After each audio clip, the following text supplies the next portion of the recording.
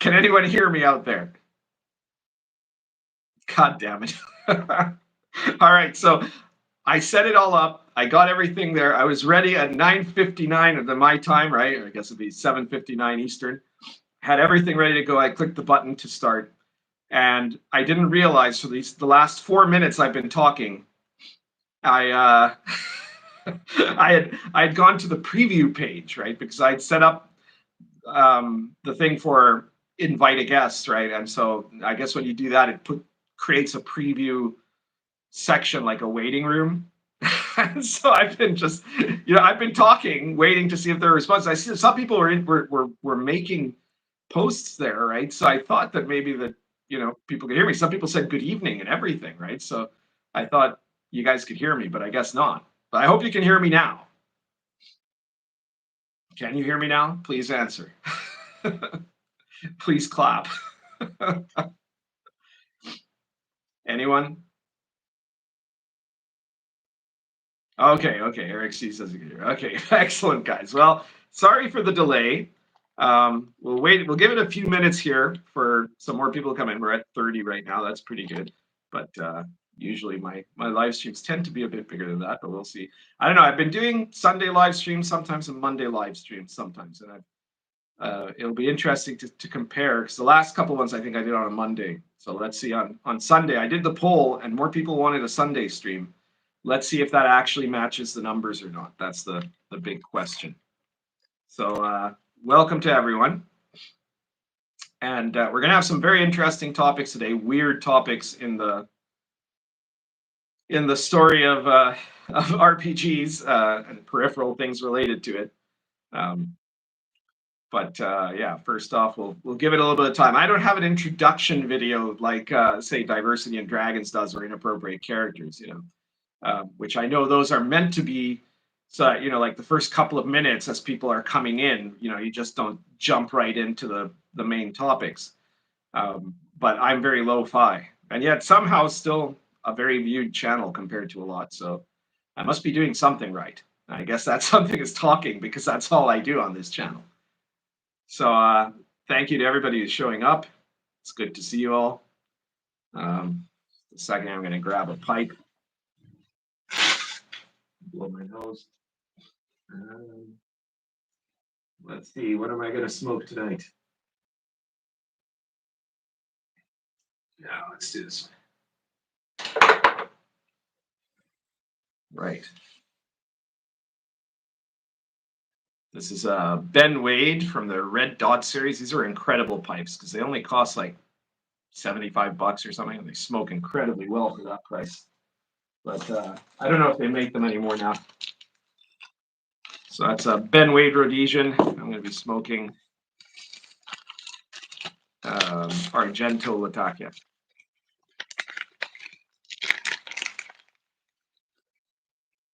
Elle says the countdown timer is better than those dumb clip videos. Well, I guess it depends. I don't know. I think Diversity in Dragons one is kind of interesting. He switches it around from time to time and stuff. Yes, that is correct. I never know when I'm live, so I always make sure people can hear me. Also, that's due to like long-term trauma from Inappropriate Characters, because as long as we had like when Grim Jim was doing the tech modding, and then later when Job was doing it, half the time we had audio issues, right? And we didn't know if people could hear us or not, right? Now, incredibly, Ryan David has fixed all that. Like now we pretty much always start more or less on time, and we haven't had a lot of technical problems. It's been a bit revolutionary.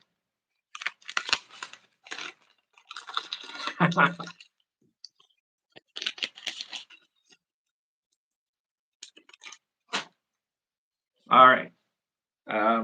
So what are we at now? Oh, just about 50. That's pretty good. All right.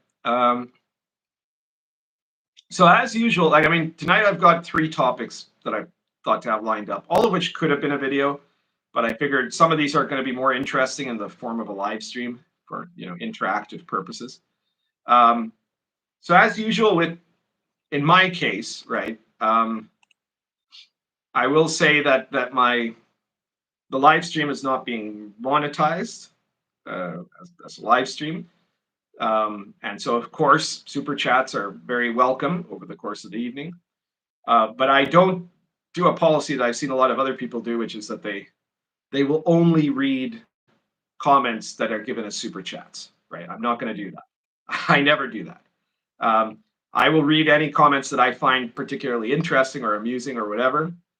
I reserve the right not to. Of course, if you do make a super chat, then unless it's something like something that could get me kicked off of YouTube or something like that, then I will read it if you do a super chat, right? So that is still a bit of an advantage, right? Because otherwise I'll only pick and choose what I want to read out of the live chat comments, or what questions I want to answer, or things like that, right? But thank you to everyone in advance who will do a super chat. And somebody said there, click like. Yeah, please like this live stream, and then later on when we're done, feel free to share it and everything.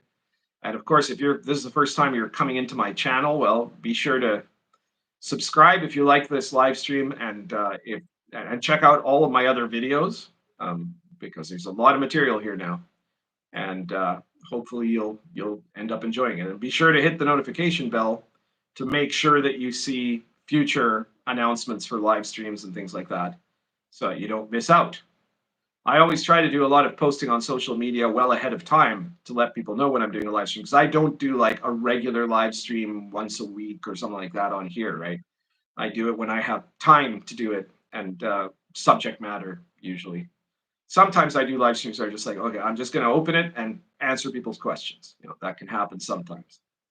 But yeah, so make sure that you're subscribed and that you've got the notification bell, so that if you enjoy my stuff, you don't miss out on a live stream announcement. Because even there, it's not foolproof, right? I've been told sometimes that I've done a live stream and somebody has notifications on it, they still don't get it, or they still don't see it. I don't know how that works. It's the algorithm, I guess, or something.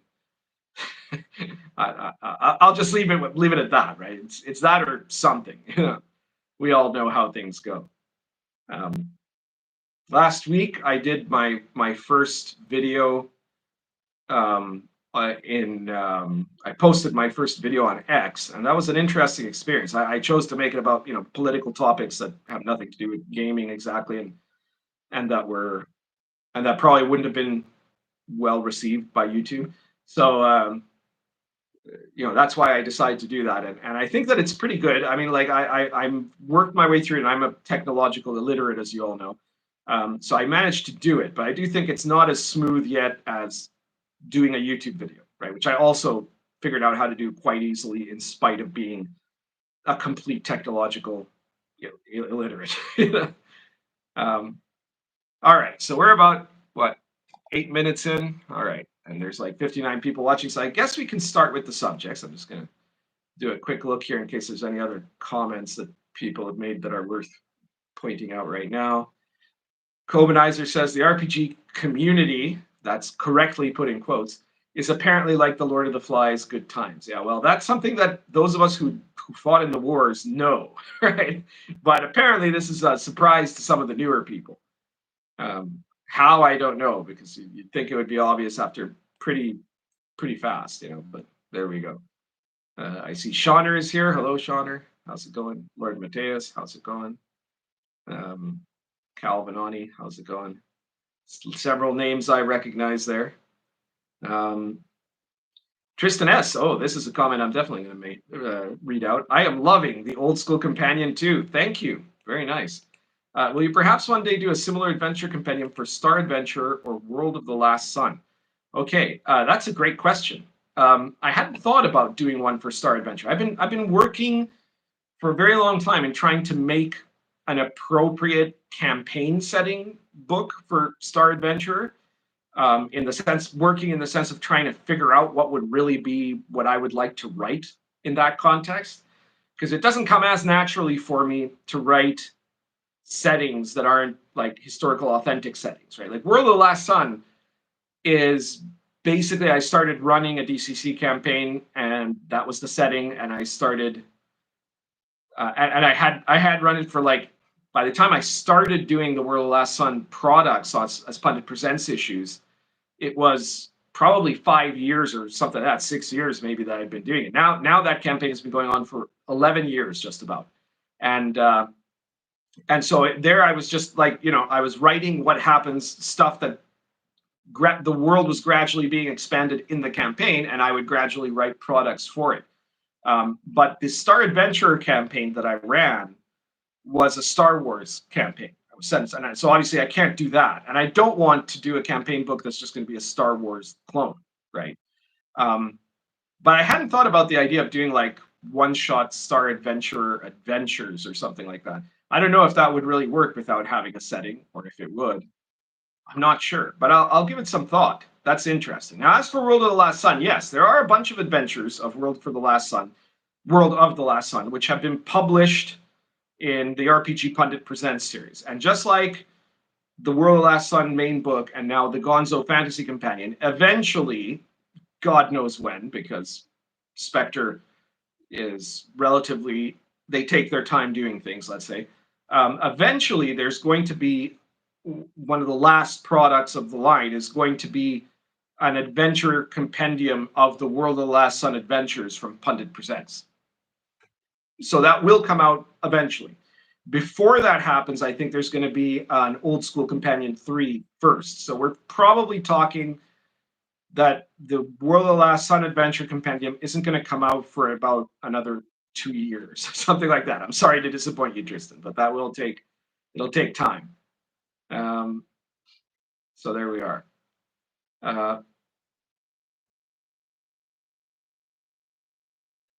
Right. So, okay, I guess I'm up to date there in the comments. So I was trying to think of which of the 3 topics I should start with, and maybe we'll start with the one that's the lightest and just it's kind of peripheral to gaming, but it's amusing to me, and there is a part of it that's directly to do with like RPG gamers. And some of you might not have heard of this. I don't know. So those of you who are on the RPG site might have seen the thread about this, but it hasn't been as reported as the other 2 that we're going to be talking about. And so the first one is actually news from China. Let me just pause there to dramatically light my pipe.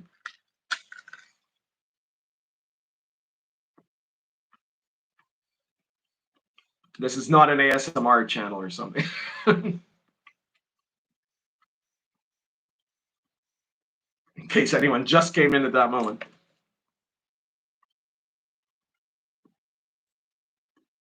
All right, so the news from China is very interesting because some of you may or may not be aware about RPGs worldwide, and there are some countries where role-playing games have taken off really well, right, outside of the United States. Well, obviously Canada, right, has a big role-playing community.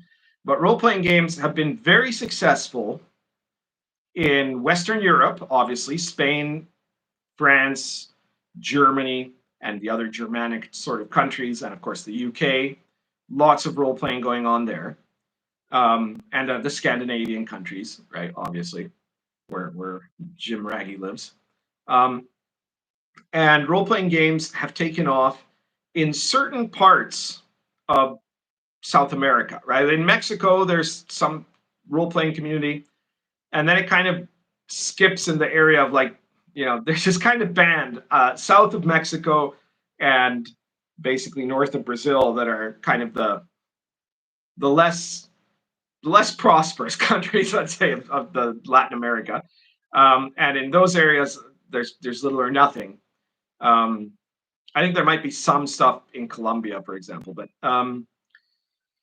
but then in the Southern Cone, in Brazil, Argentina, Chile, and Uruguay, it's quite popular, right? Lots of fandom there, right? And so there are countries, outside of the U.S. You've got a lot of games that were made in France, Spain. I mean, not counting Britain, right? But France, Spain, Germany, some of the Scandinavian countries more recently. And there's also a lot of RPGs that were made in Brazil. And in Uruguay, there are a lot of games that were made in Uruguay, but those are mostly mine. So I don't know if that counts because they're in English. But in Asia, for example, RPG as a format has not especially taken off. There was some of it in Japan, right? Like D&D was translated into Japanese. There's a community there that play D&D and other RPGs. Apparently, there were some Japanese games that Japanese gamers published, but it wasn't a huge thing, right? And in places like in China, there was nothing, right? Like it just was not something that really worked with the. I think it was the social context, right? Because gaming is a social activity that you have to do in person.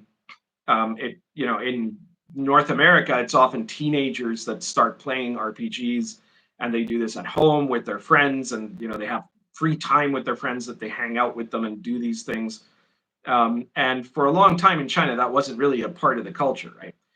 But now, apparently, a game with role-playing elements, or a game genre, I should say, with role-playing elements, has taken off in China in a really, really big way, to the point that there's well over 10 million people doing it, right? And so that's not huge for China necessarily, but it is huge enough that it's, for example, taken up government attention, right?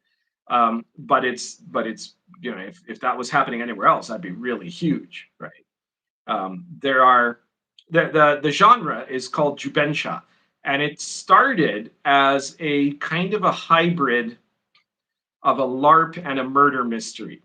And so these were games where you would have a group of people that would take up roles and try to solve a murder in a type of role-playing scenario. And one of the big differences, though, was that in a typical murder mystery party game in North America, you get like a little, everybody plays a role, but it's like it's a bunch of one-line notes, right? Of, okay, so you're not the murderer. Your guy's a university professor. He's secretly having an affair with the maid, right? Then that's basically it, right? One of the aspects of Jubensha is that it calls for like deep interpretive role play of a character that has, they hand you these like booklets that you have to spend like the first hour when you get there. You have to read the booklet, and you have to understand all of these details about your character's family history and all this stuff. And a lot of this stuff is like there's a much more complex web of clues that are in there. And some of the stuff in the book, in the book that each player gets is going to be a lie, or it's going to be false, because it's from the perspective of the character, right? So the idea is that you start getting into some really deep role play, and it's like LARP style role play. There's no dice rolling or anything in this game, which is why it's not really an RPG. But it is the closest thing to RPG play that has actually become popular in China. And they started out mostly as these murder mystery stories. But then over time, this genre began to be expanded. And one of the things apparently about the Jubensha fad is that girls were especially interested. They really loved all these role-playing aspects. And so very quickly, the model of a Jubensha game was turned into a standard Jubensha game was for 6 players, 3 of whom are female, 3 of whom are male, and they take on these roles, right? And so the model that became successful for Jubensha was that basically the girls are the ones that really want to play, but they bring their boyfriends, and then they all play together in an environment that is like a date, but it's not, it's a group date, and therefore not seen as naughty from the point of view of Chinese culture, right? It's all in an environment that is wholesome in the sense that there's no risk that anybody's going to get into any hanky-panky for real, right? And so the genre began to evolve over time from being just murder mysteries to other stuff, including what they call like emotion games, which is like where you're playing characters from like a school or something, which, again, a lot of the players are teenagers anyways, right? And they all have like these intense family problems and struggles and drama, and it's like a soap opera, right? And it's just meant to be intensely emotive, and yet a lot of those still have a murder in them, right? Like, because it's just a legacy of the original concept. But over time, it became bigger and bigger. So what started to happen is that thousands of these Jubensha stores basically came out, where you would go to play the way you'd go to like an escape room or something like that. But there's something like 10 times as many Jubensha parlors in China as there are escape rooms in North America. So that tells you how popular it is. And of course, once that got in, like part of it, like to compete, these places would become fancier and fancier. They'd add like employees acting as NPCs. They would have the participants, the players would dress up in period costumes and things like that. And now there's apparently even these like hotel resorts that do these like epic weekend long Jubensha games where you like dress up as people from the Han Dynasty, right? And it could be like stuff like that, or as soldiers in the People's Liberation Army and stuff. And a lot of the games now are starting to have elements of like these kind of to make sure they pass by government censorship, right? That they have these nationalist ideals, like where you're playing heroic scientists working for the People's Republic of China, or you're playing, soldiers or things like that, right? Because that gives you the government seal of approval that it's good propaganda for it, right? So this is all fascinating stuff, but the part that I found the funny part about all this is that the source of reporting on the Jubensha movement came from a role-playing YouTuber. I'm not going to give the name here, mainly because I forgot the name already. I just don't give a crap. But it's very clearly something that was a channel that is very much on the woke side of the spectrum, right? Because these guys went over there and they filmed all about this movement. I think they actually went to Singapore or something, because it's hard to be allowed to film stuff in China, right? But it's expanded into like anywhere where there's kind of a Chinese influence now. The Jubensha movement is growing, and these they were really enthusiastic about it and reporting and everything, until they were like they had a chance to participate in one of the games, and so to do that they looked at it, and apparently there are a couple of games that have been now translated into English, and the YouTuber realized suddenly that the content was deeply problematic, and he understood something that he didn't understand before, which is that the people of China have never been taught about the vital importance of safety tools. Okay, so he then refused to play the game and started talking to these Jubensha designers. He got them together and started talking to them about the importance of safety tools, right? Like the X card and stuff like that, and how those are vital to being able to have a game that will not create dangerous trauma. Yeah.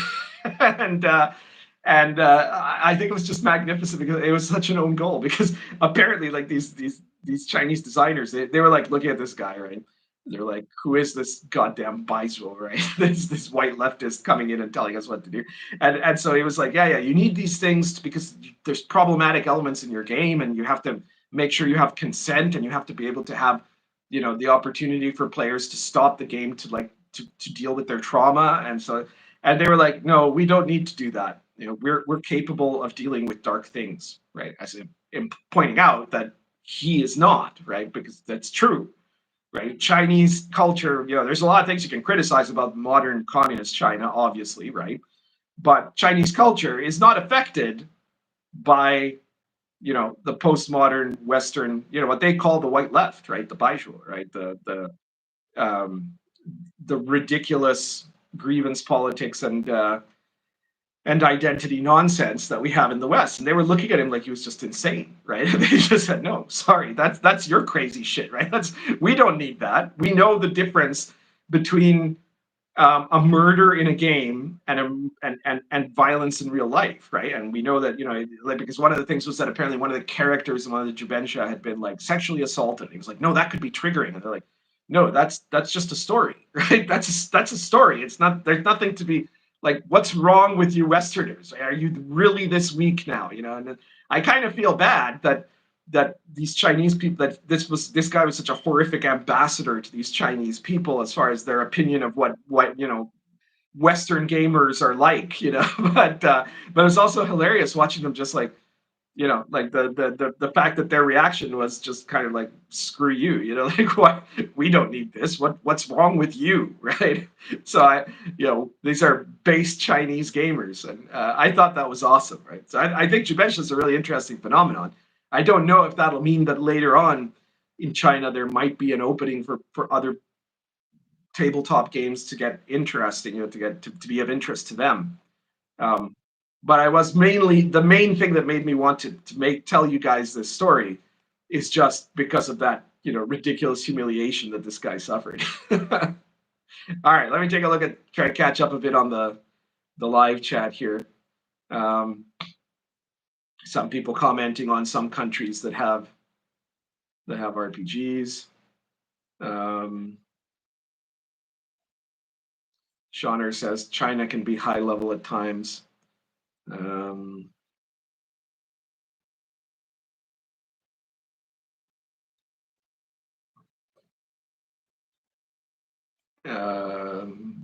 don't know what 4D is what you're talking about there, but okay.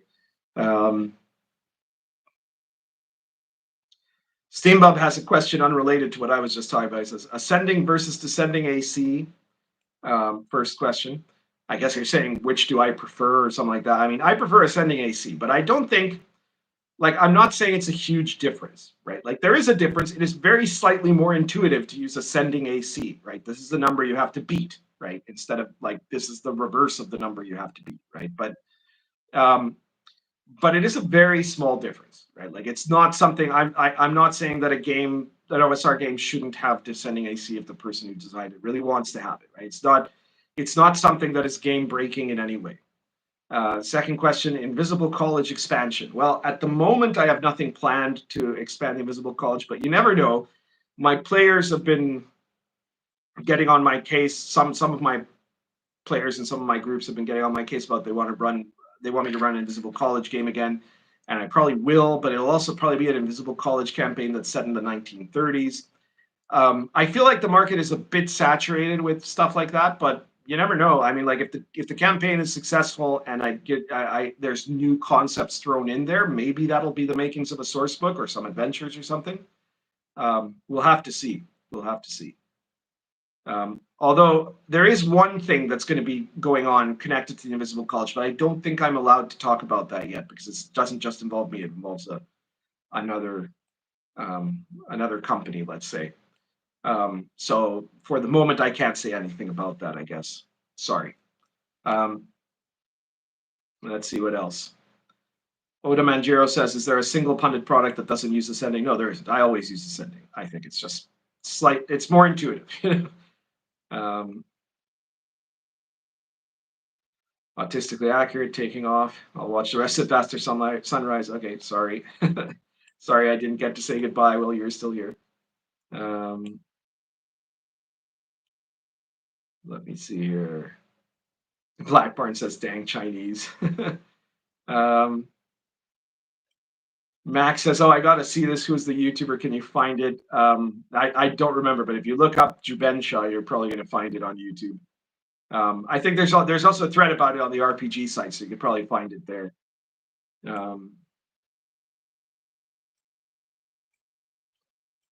Let me see. This is hilarious. Safety tools, yeah. Osiris says actual Chinese are not as woke as they thought. Judd Goswick says Chinese saying we are adults. Yes, that's right. Steambub says Baijuo, best term for leftist. Yeah, I know. I love that word. Yeah, I'm a Sinophile, as some of you know, right? I'm not a fan of the modern day government of China, right? But I'm a huge fan of Chinese history and culture. Shutter says, what's the Chinese name for white soy boy? Well, basically it's that. It's Baijuo. It means white left. Which is very much meant to be a derogatory term, right? It's what in China they used to call social communism, right? Which they consider to be in the context of Chinese communism, social communism is seen to be actually a trick of the bourgeoisie, right? Which it is, right? Because obviously you look at the left in the West today, and it's not the working class who are now the progressives fighting for these progressive woke causes, right? They've completely abandoned the working class concept of Marxism, whether you like that or not, right? But the people, the current so-called progressivism is entirely a product of the upper middle class, and whoever adopts it is either upper middle class or they have been influenced. There are people of the upper class even that have been influenced by the upper middle class, or there are people who are not upper middle class but have inspirations to behave like they were, right? It is very much a function of that, the bourgeoisie. My name says, I wonder how they get along with the anti-racism elements over in China. Well, um, probably not great. I mean, the Chinese people are kind of curious because obviously there's stuff in Chinese society that would very much be definable as racism to us, right? But I think the typical Chinese person wouldn't say that they're racist. They say, no, we're not racist. It's just we're Han, right? And this our nation is primarily Han, or something like that. But then they would also say, well, but we have also 53 different groups, ethnic groups in China, and they all have special rights, and in as much as anyone in China has rights. But that's I don't think they would understand that the problem is the definitions of racism in the West are tied to the Western paradigm, and so in other countries it makes no sense, right? And there are other countries that will have their own definitions of prejudice that would be really weird to us in the West. The West is generally very weird compared to every other civilization that ever existed because we have a whole different level of foundational concepts from anything that came before. From the time of the Enlightenment onwards, we've had a completely different set of radically altered concepts compared to what had been the typical society or civilization anywhere else, right? So almost every other culture in any other part of the world will have, in a way, an easier time understanding the particular core paradigm beliefs of another culture that isn't Western before they can really understand Westerners. And Westerners have an enormously hard time understanding any other culture because they often make the mistake of thinking that they're the normal, like their ideas, their basic fundamental worldviews are the normal worldviews that everybody has, and the other people are just like they're just not aware of that, or they're just failing to act on it, right? But that's not correct. There's a whole bunch of stuff that had to happen to create the level of the civilizational worldviews that we have in modern Western society. All right, let me see what else we've got here.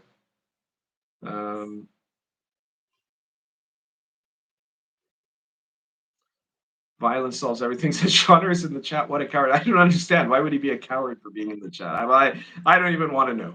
Never mind.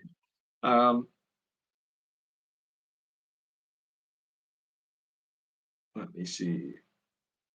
Dykestel says, I'm not the one to decide if I'm looking at results, and this hobby has not grown significantly in 10 years. Well, that's not really true. I mean, it has been growing pretty on a pretty regular basis for the up to about 2 or 3 years ago, and then it started declining, right?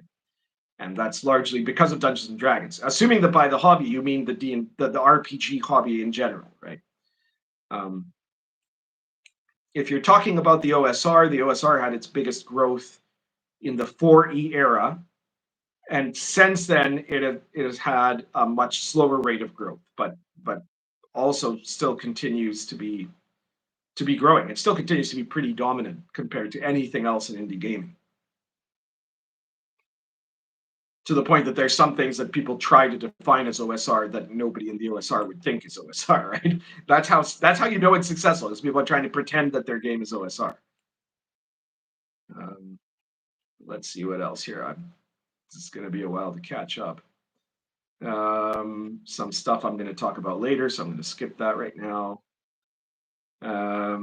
Tabletop Gaming says, I would love an Invisible College book that goes through the history of the Invisible College, a setting book that covers the important differences between each era.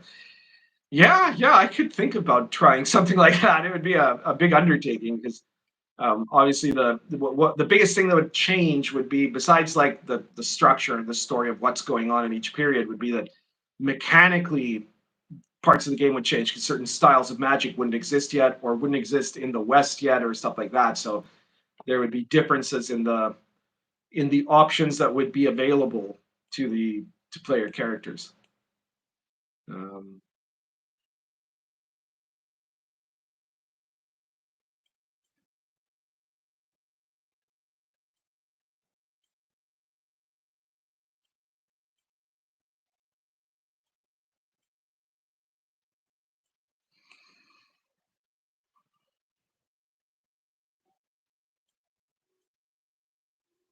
My name says, that's something I never really thought about RPGPundit. You're so right. They really wouldn't think about things anything like what we would. Interesting. Yeah, well, to a certain degree, because of course, also people in other cultures are much more exposed to Western culture than most people in most of Western culture are exposed to ideas from other cultures, right? So on the one hand, they do have some notions, though sometimes they become very warped, that they get from movies and TV and popular music and things like that, right? Though a lot of times, the first reaction of a lot of these cultures is this is horrifically decadent, right? Or this is really weird, or this is, this is somehow wrong, Josh Peters says, was it Deng Xiaoping who famously replied, it's too soon to tell? No, that was Zhu Enlai. Zhu Enlai was the one that when he was asked he'd gone to visit France and they'd asked him, what do you think about the French Revolution? He said, too soon to tell. And that was like, the French Revolution had only been around for 200 years. So you still can't say whether it was for the good or the bad, That's very Chinese thinking.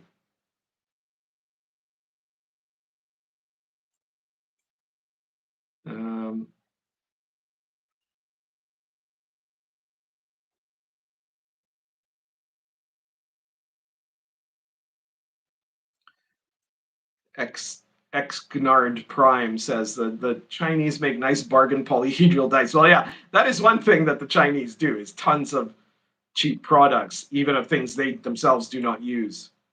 Max says, is Shadow Dark OSR? Well, yeah, obviously it's OSR. It's full of stuff that's been in other OSR books. Like that definitely means it's OSR.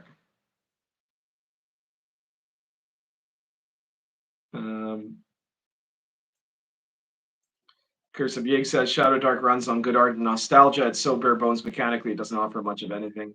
I don't know what I'd say about that.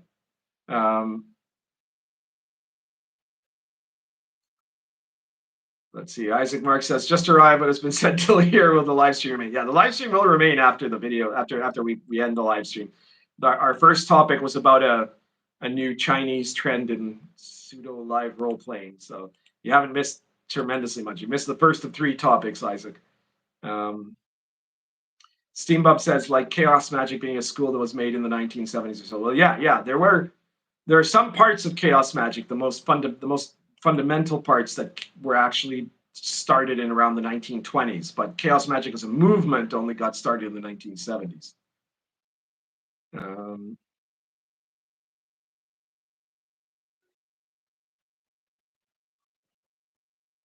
All right, so now I think I'm caught up.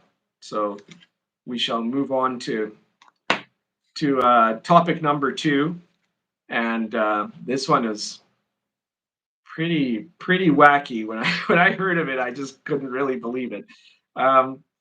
So again, this is one that some of you will likely have seen now after, because it's been a bit more visible than the China story. There was an article of all places in the Wargamer, and it's about how I'm pretty sure I can say this. Yeah, I can say this on YouTube. There's an article about how a group of scientists are raising money for a place called the Vagina Museum and have decided to run a Twitch adventure of Dungeons and Dragons that involves a dungeon crawl of a very special nature. So apparently this big idea that these people have, these weirdos have, is that they're going to be running an adventure where the adventurers are going through a dungeon that is actually in the interior genitals of a Tarrasque. Okay. Yeah, Clownfish did cover this, Mac. That's right. So they're going to have they got a group on Twitch called Science and Sorcery, which also seems really dubious. This is all science, is the science in this case. It's not real science that we're talking about. It's the cult of the science that exists in the woke crowd, right? Which can mean just about anything. And so they're going to stream an adventure that's called Critical Hit, okay, inside the reproductive system of a well-preserved Tarrasque. So apparently the Vagina Museum is a museum in London dedicated to education about those genitals that some women, but apparently according to them, not all women have. And it is meant to educate people into what? Well, apparently into a vision of a world where no one is ashamed of their bodies and everyone has bodily autonomy and all of humanity works together to build a society that is free and equal, according to their website. And so the founder of the Vagina Museum, which based on the reading of the article, might in fact be the only person involved in it. Florence Schechter is going to join Science and Sorcery as a special guest for the one-shot, which is meant to raise money for the museum. And there's also going to be a pharmacologist, a neuroscientist, and a tabletop RPG producer. And then the team itself. Everyone from Science and Sorcery is also, just like this Florence Schechter, she describes herself in her bio as a science communicator. And apparently everybody in the Science and Sorcery channel are also science communicators. All right. And so what is a science communicator, actually? It's someone who may or may not have any kind of qualification in the sciences, more often probably would not have, right? Or might have a really bad one. Apparently, I looked it up. Florence Schechter has like a bachelor's in biochemistry, I think, or something like that. So she has like a 4-year degree in one school of science, but you know, so she's not a scientist, right? A scientist would be someone who is either actively working in the pursuit of science using the scientific method in a laboratory, or a science academic who works at a university or something like that. And even some of those these days are dubiously scientists. So instead, what she is a science communicator. A science communicator is obviously someone who is meant to tell you what is or is not the science, to tell you what you must believe is the science, right? And in fact, this is something that I found more interesting to talk about than the obviously disgusting concept behind this. I mean, obviously, the real purpose of something like the Vagina Museum is to further the degeneration of our general culture and to just try to encourage more overall moral decay. But the part that I think is interesting is this term science communicator and the idea that in some way, by running a game inside the reproductive system of a Tarrasque, they're going to be telling you what the science is, right? Now, I really do wonder if at some point they will point out, and I'm suspecting they will. I mean, this might become like a drinking game if you watch this Twitch stream. They're going to probably at some point point out that this reproductive system is something that some females have, but other females don't, right? So there we are. It's something that bleeding females will have, I believe, is the term that they use now, because all of that, for example, is the science, and you're not allowed to question it, right? It is just really insane. It's pretty much ridiculous, right? But yeah, that's apparently what's happening here, you know. And they're reporting this. It's very interesting that they're reporting this on a website called The Wargamer, which I've been told has been going very woke recently. I don't usually read The Wargamer.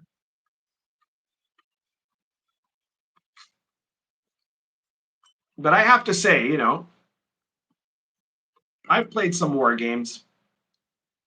I know a lot of people who are more serious war gamers than I am. You know, I prefer, you know, I don't like, when I was younger, you know, I was like in my late teens, I could go for some of those war games the last 4 to 8 days or something like that, and just have like tons of chits on a hex board or miniatures at a table or something. But nowadays, I prefer, if I play war games, I prefer simpler games like Memoir 44 or something like that. But the people that are really serious war gamers, the kind that might read a web page called The Wargamer, do not strike me as being, like, they strike me as being almost 0% overlap with the kind of people that would be interested in being lectured about vaginas by a science communicator. You know, if you disagree, please say so. But I suspect that that is the level of overlap. It is 0%. You know, or very, very close to zero. It might be like, 0.01% or something like that, right? And so, like, this is a case of get woke, go broke in a big way, I think, for the wargamer, right? And if they're posting stuff like this, I get the feeling that website is probably not long for this world. But they must make that sacrifice, even the sacrifice of their livelihood and their own jobs for the science, right? Anyways, you guys all tell me what you think about this, and why, like, this it's just so ridiculous.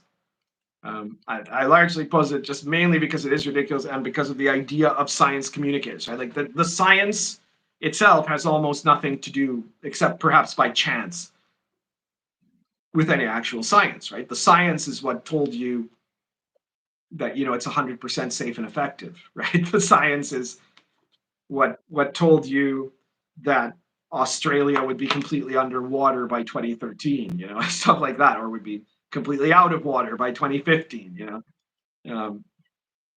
so that's the science. The science is the stuff that you are not allowed to, in fact, question, whereas science is based on the scientific method, which demands that you constantly question everything and confirm by actual experimentation. So they are literally the opposite of each other. The science and science are diametrically opposed. And the problem is that science, we were talking about our civilization. One part of what made our civilization so different was a series of philosophical concepts that emerged out of previous influences, before anyone feels the need to add that, out of a set of thinkers that emerged from around the early 17th century until the mid 18th century, right? The Enlightenment thinkers. But another part of it was enormous technological and scientific innovations, medical innovations, all that sort of stuff that came out of the rigor of the scientific method, which was ironically began with things like the Royal Society, which were founded by those exact same people that were the initiators of the Western Enlightenment, right? So those things went hand in hand, right? The idea of stuff like freedom of conscience and individualism are in some form linked with the type of culture that allows the scientific method, because most cultures don't, right? Most cultures would say, no, tradition demands that we believe this, even if you can scientifically prove it wrong, right? Or they will say, no, we are not allowed to make a test of this because it is a fundamental belief of our leader, right? Or stuff like that. And the scientific method, the thing that made that was the material quantum leap in advancement as a civilization compared to every other civilization for the West, is absolutely dependent on the development of the scientific method. And so now we are abandoning that in favor of a pseudo-religion. And that's super dangerous. It's incredibly dangerous, because that means that, nowadays, for example, half of all scientific papers cannot be reproduced, right? So that means that they're essentially made up. So that means that a whole bunch of people are becoming scientists who are incapable of actually doing anything with science, It's an enormous mess.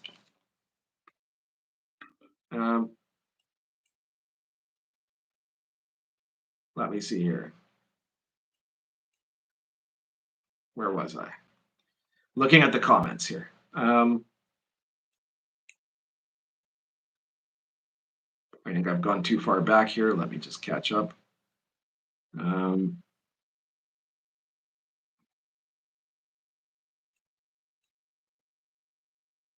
Yeah, I was still, okay, where's Shadow Dart, blah, blah, blah. Shoot and lie. All right, I think I'm catching up now.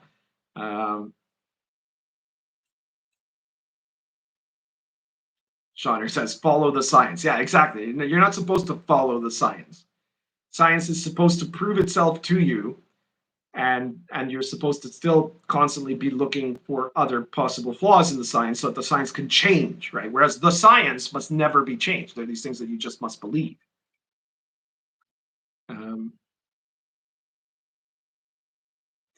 Isaac Mark says, "What's that bizarre pseudo cult of vulva?"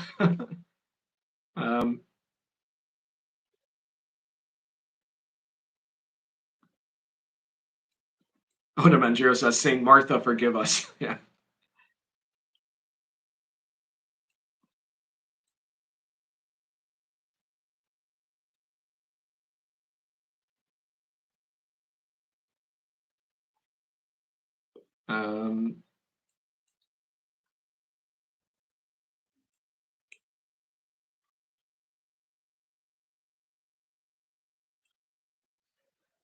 Osiris says, "The science is just a Gnostic cult speak for their arcane secret knowledge, just like white supremacy means of the demiurge of the woke are all cult speak." Well, I see someone's been listening to James Lindsay there. Not everything is Gnosticism. I do agree, of course, that the postmodernists, including all the woke people, but also even some people that wouldn't be particularly active in the woke part of it, but anybody who has embraced postmodernism, and in this day and age, a lot of people just do by default, right? It's unfortunately it is becoming the default worldview of our postmodern society, obviously. Are essentially engaging in cultic worship, but they don't, a lot of them think they're not religious at all, right? But, it's not, the greatest trick the devil plays is making you think he doesn't exist, right? And in an absence of a spiritual concept, it's not that you won't worship anything, it's that you will worship stuff that you don't think of as a religion, but that you treat as a substitute pseudo god. So, a lot of the political activists are treating their political activism, their ideology, as a deity, as their religion. Other people are treating, sensual pleasure as their religion. Other people are treating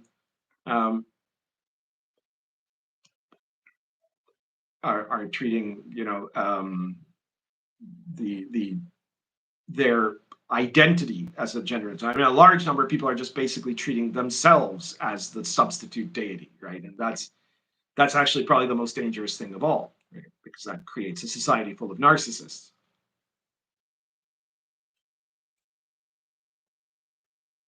Whereas Gnosticism is actually a very, very specific thing. Gnosticism is fundamentally the belief that our physical world isn't real, and that there's some kind of a spiritual world above us that is real, and that we are trapped, in fact, in a physical world. A Gnosticist, by definition, thinks that the material world is full of pain and suffering, and seek to transcend they don't want to be human anymore. They don't want to have bodies anymore, right? And there are certainly some people that would fit that definition, including people who would not themselves identify themselves as Gnostics, right? And there's a big Gnostic element to the modern New Age movement, and there's Gnosticism in other contexts too, right? Transhumanism has some Gnostic concepts in some parts of it, right?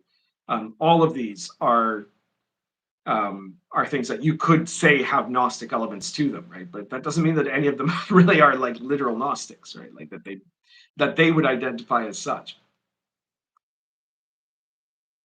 Let's see what else here. So I'm talking about some stuff that I probably could talk about now, but I'm not going to worry about that, just in case.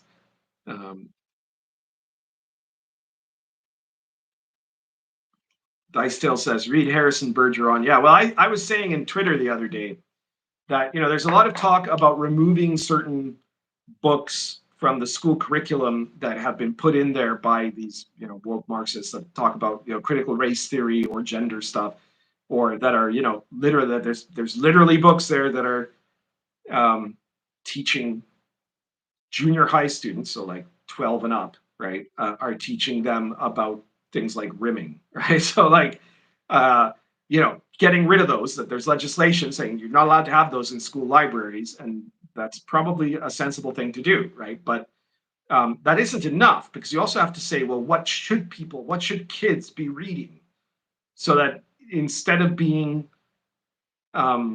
groomed into something that is going to be harmful to them and to society, it'll be so that they will have the right perspective, right? And so obviously a lot of that would be to reintroduce the classics, right? And to have that. And I mean, obviously one of the reasons why a lot of why homeschoolers tend to do academically much better than public school kids is because a lot of homeschool curriculums, have a foundation in the classics, right? They're traditionalists.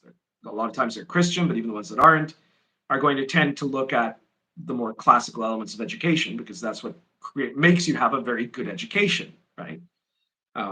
Even though they've kind of gone woke, even to this day in private schools, there's still going to be more of the classics there, and there always were, and there always will be, I think, because part of the point of a private school is that you have to create people that are going to be leaders of society, right? And so they will be getting some classical education. Of course, they're also nowadays being bombarded with all the same woke stuff that you see in the public schools, right?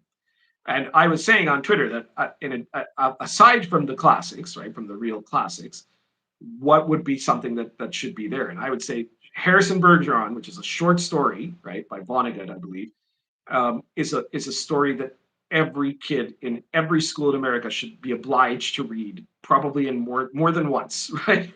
So that they will understand. So the second you read Harrison Bergeron, that will be the red pill that will make you understand how equity and this woke idea is actually horrific,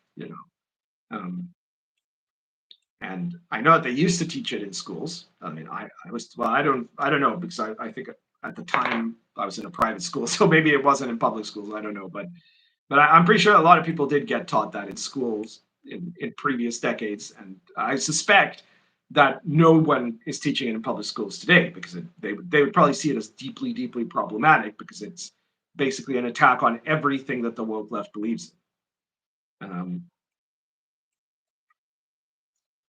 Let's see what else we've got here.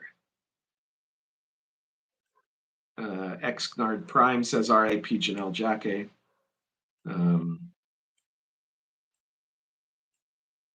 Kevin Falk says Bill Nye started the idea of science communicator. Yeah, well, that makes sense because he's not a real scientist, right? Like, there's another guy. He was an engineer, I think. Which is not to downplay engineers or other. There are a lot of people who have made valuable contributions to science that never actually got a doctorate in science or something like that, right? But there's also a lot of scam artists who are not scientists that are using terms like science communicator to give themselves the air of being authorities in the science, right?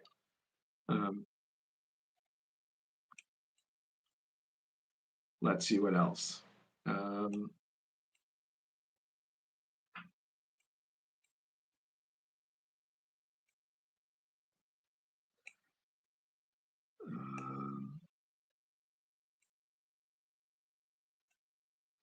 Emery Calamé says a science communicator is a substitute conceptual science teacher trying to break into show business and not get fired. Yeah, basically.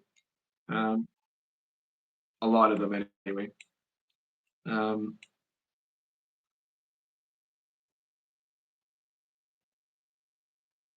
Blackbarn says fantasy, bestiality, necrophilia. Yeah, well, it is a bit like that, I guess. Steambuff says, off topic, I finally got myself Missouri Meerschaum pipes. That's great. They're really good. They're super cheap, and they're incredible smokes. So, yeah, I hope you enjoy them.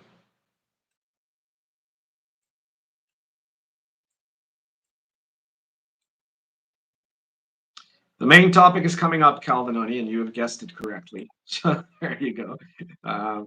Everybody who's waiting for that, yes, that is going to be the third topic of the evening.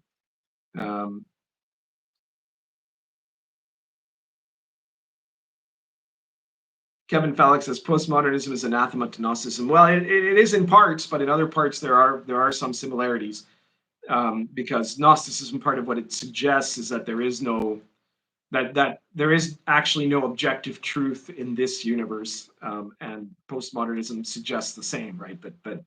That reality is actually a product of your visualization and stuff like that, right? And those things, that is tied in somewhat to the relativism of postmodernism.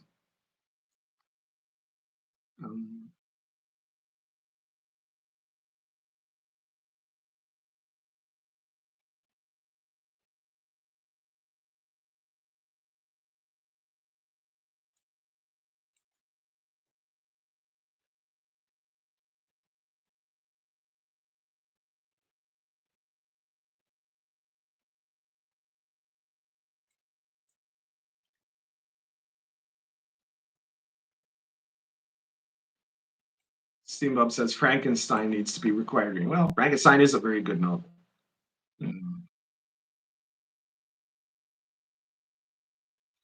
Ray Calamay says a lot of homeschools have so many group sessions with other homeschooled kids that they're essentially co-school. Well, yeah, there's what's called pod schooling, right? Like, I mean, I was saying about this about reforming the curriculum, but I mean, fundamentally, my belief is that the entire education system should be torn down. Everything from pre-K right up to the universities. The university system that we are using right now in the 21st century is a 13th century invention. And it is clearly not functional anymore. It's clearly not capable of dealing with the world from the 20th century onwards. So all of that has to be taken apart and remade radically, right? That will involve a lot of experimentation as to what models will work.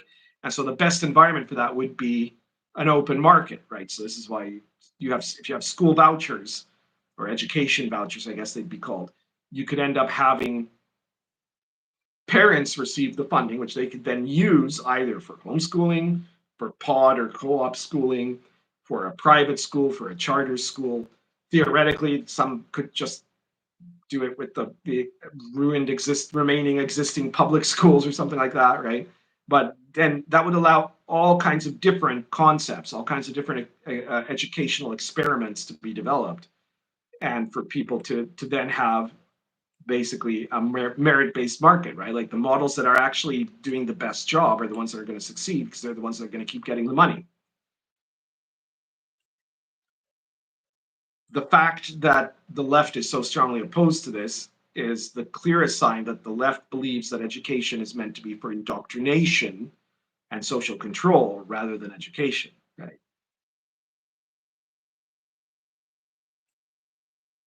The problem is that in a world where we can all communicate like we're doing right now from thousands of miles apart from each other, with a tiny little device that costs a couple $100, the model of having to go to a schoolroom just isn't necessary anymore, right? We're having to go to a university, for Christ's sake, or even more so, you know.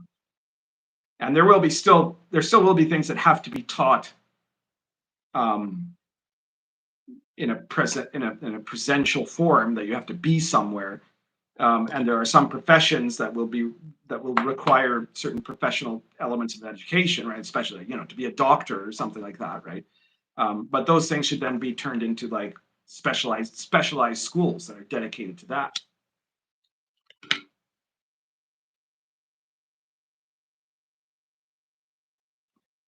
Let me see what else we've got here.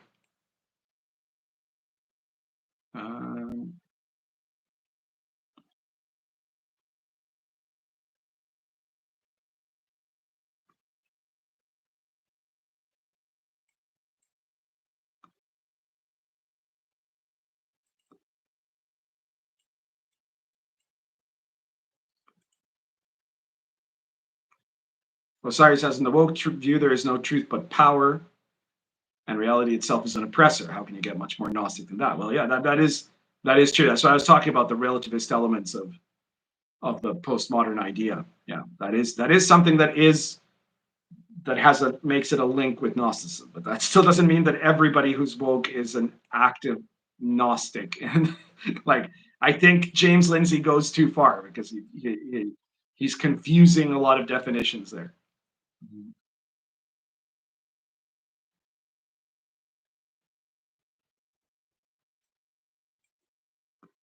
Silvar Ogre says it was made to create compliance and educate well-rounded adults, not educate well-rounded adults with real-world skills.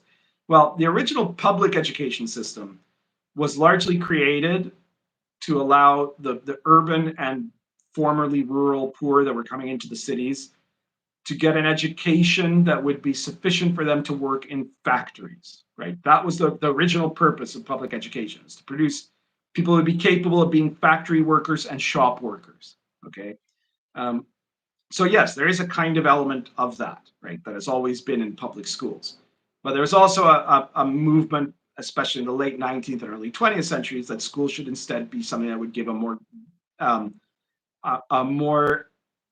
open and meritocratic education with the idea being that the schools should become good enough that someone who wasn't born of money would be able to make something of himself and have social climbing as a result of having the education that they've received, right? And go on to things like university education and so on, right? And largely nowadays, school isn't about either of those things. It's about indoctrinating people into an ideology of a dominant government. That is not to say the elected government of any country, but rather the government of the managerial caste, right?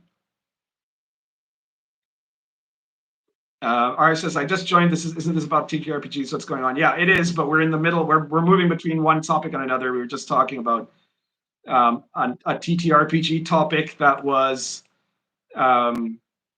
co-opted by a bunch of weird pseudoscientists. So that has brought us into this area of the conversation. But we're soon going to go off to the third topic, which is another weird and controversial. Like I said, the theme of tonight are weird subjects. All of them are weird. They're weird subjects that are related to the RPG hobby.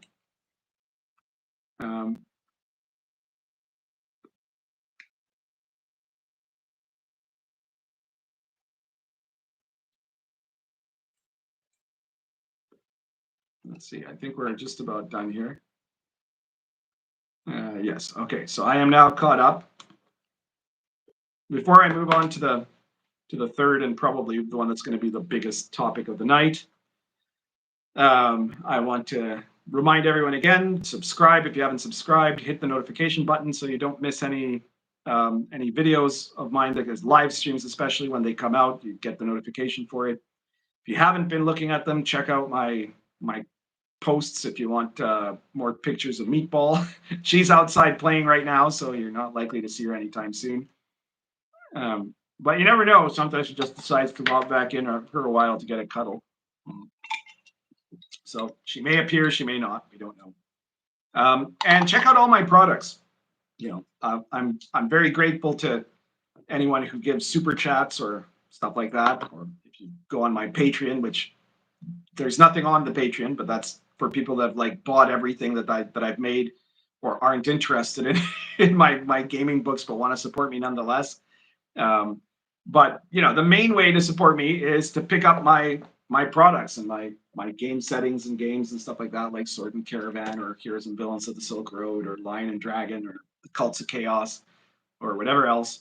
And currently, this is a big reminder for everyone. Again, I am now, if you like Pundit Presents in drive-through, now in the Red Room store, exclusively on the Red Room store. The link is in the description below. There is the new series called the Pundit Files, which are very much like a continuation of Pundit Presents. And right now we've just come out, well, we came out last week, I believe it was, with issue number 4. And issue number 4 is about fast NPC generation. It's a set of guidelines and random tables for all the moments that you need to make a new NPC out of nothing. You know, all those times where you have your players are wandering around and they meet, I know, a waiter, and for whatever reason, one of the players just starts talking to him in a deeper way, and then suddenly they want to like bring him with them to the adventure or something, and you had not planned that at all, right? And that happens quite a lot in my DCC game, for example. There's an awful lot of DCC characters that started out as a character that I thought would be in the game for 3 seconds, and then they're like, no, you're coming with us now. It's like, okay, fair enough. And so they that in those moments you have to figure out right away from nothing, because you probably just said, oh, this guy's a waiter or whatever, he's just a beggar on the street, or he's just a guardsman or something. You have to add more, right? You have to put in the details of him, and this product will let you very quickly generate some details that'll be unique to the character, so that if you're out of ideas, if you're not sure where to go with it, you can add some stuff that will let you flesh out a full character. That's issue 4. There are 3 other issues that are already available before that.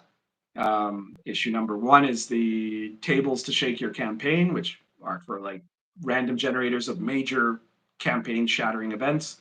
Number 2 is an adventure called The Dead City, which is theoretically it's for Sword and Caravan, but it's so fantasy that you could plop it right into like certain areas of the Forgotten Realms, and it would still fit perfectly well, right? Because it's very high adventure in this kind of 1001 Nights sort of style.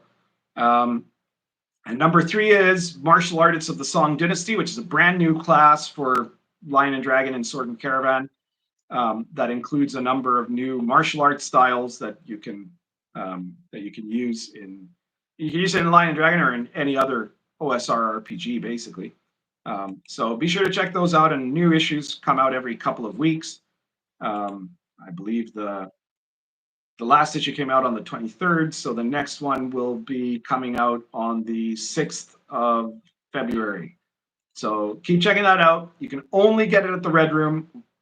And each issue only costs $3.50. I'm just asking you for about $3.50, okay? And I'll be very grateful if you pick those up. And while you're there, check out all the excellent products that are also on the Red Room, their own games and some other people's games that have been put up there, because there's a lot of really good stuff there, and you want to check them out. Okay, let me just check to see if people have added any more details here.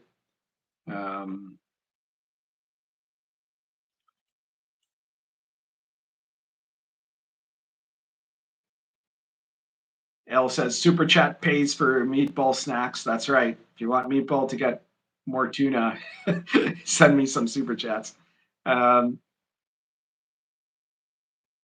Max says, my party just adopted a Minotaur. Yeah, see, stuff like that, right? That happens all the time. So get Pundit Files number 4, and that'll help you when your characters randomly adopt NPCs.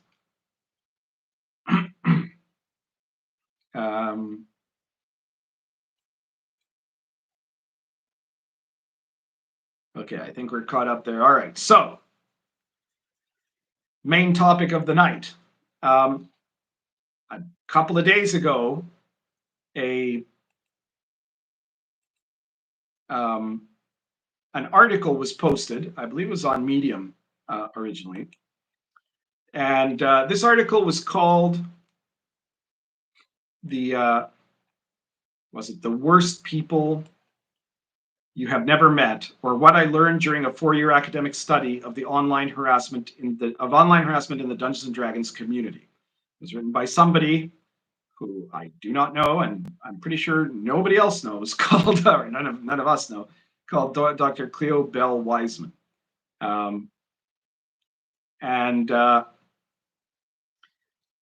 It came out on Medium, and in I think less than a day, it was then taken down from Medium,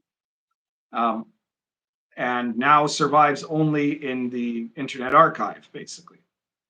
And this article is presented as the result of a 4-year academic study. It says so in the title, right? And it is in the introduction of the article. It presents the academic qualifications of the person who wrote it, Cleo Wiseman, who says they have a research-based degree from Oxford University Centre for Evidence-Based Social Intervention, Master of Social Work from Smith College School for Social Work, doctorate from the University of Birmingham in the Department of Social Work, Sociology, and Criminology. They also say that they are a queer woman and multiple assault survivor, so trigger warning. And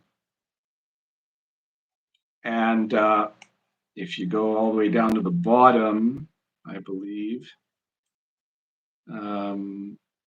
it says Cleo Wiseman is a researcher and licensed psychotherapist specializing in research-supported interventions.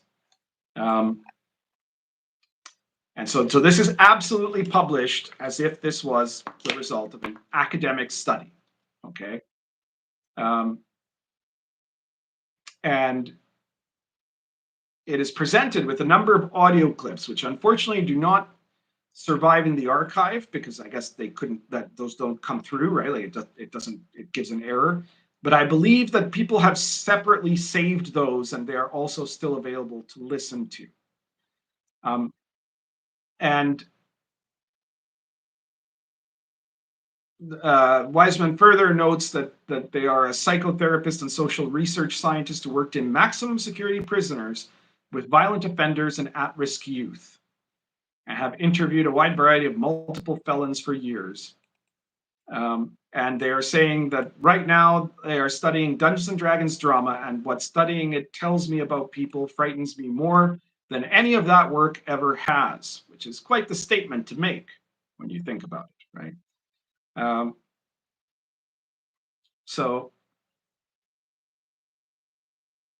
Apparently Wiseman was studying incel culture online and decided to take a break, and instead decided to focus on harassment in other online spaces and discovered the world of pen and paper RPGs like Dungeons and Dragons. So allegedly, based on this, at least a certain interpretation of this text, Wiseman is not a gamer and was not really familiar with the gaming culture before this, apparently. And then it gives you an introduction about D&D, talks about Gygax, Arneson, Stranger Things, and that the internet helped revive RPG play, which I guess is kind of true. And that there were created communities of people making and discussing tabletop role-playing games.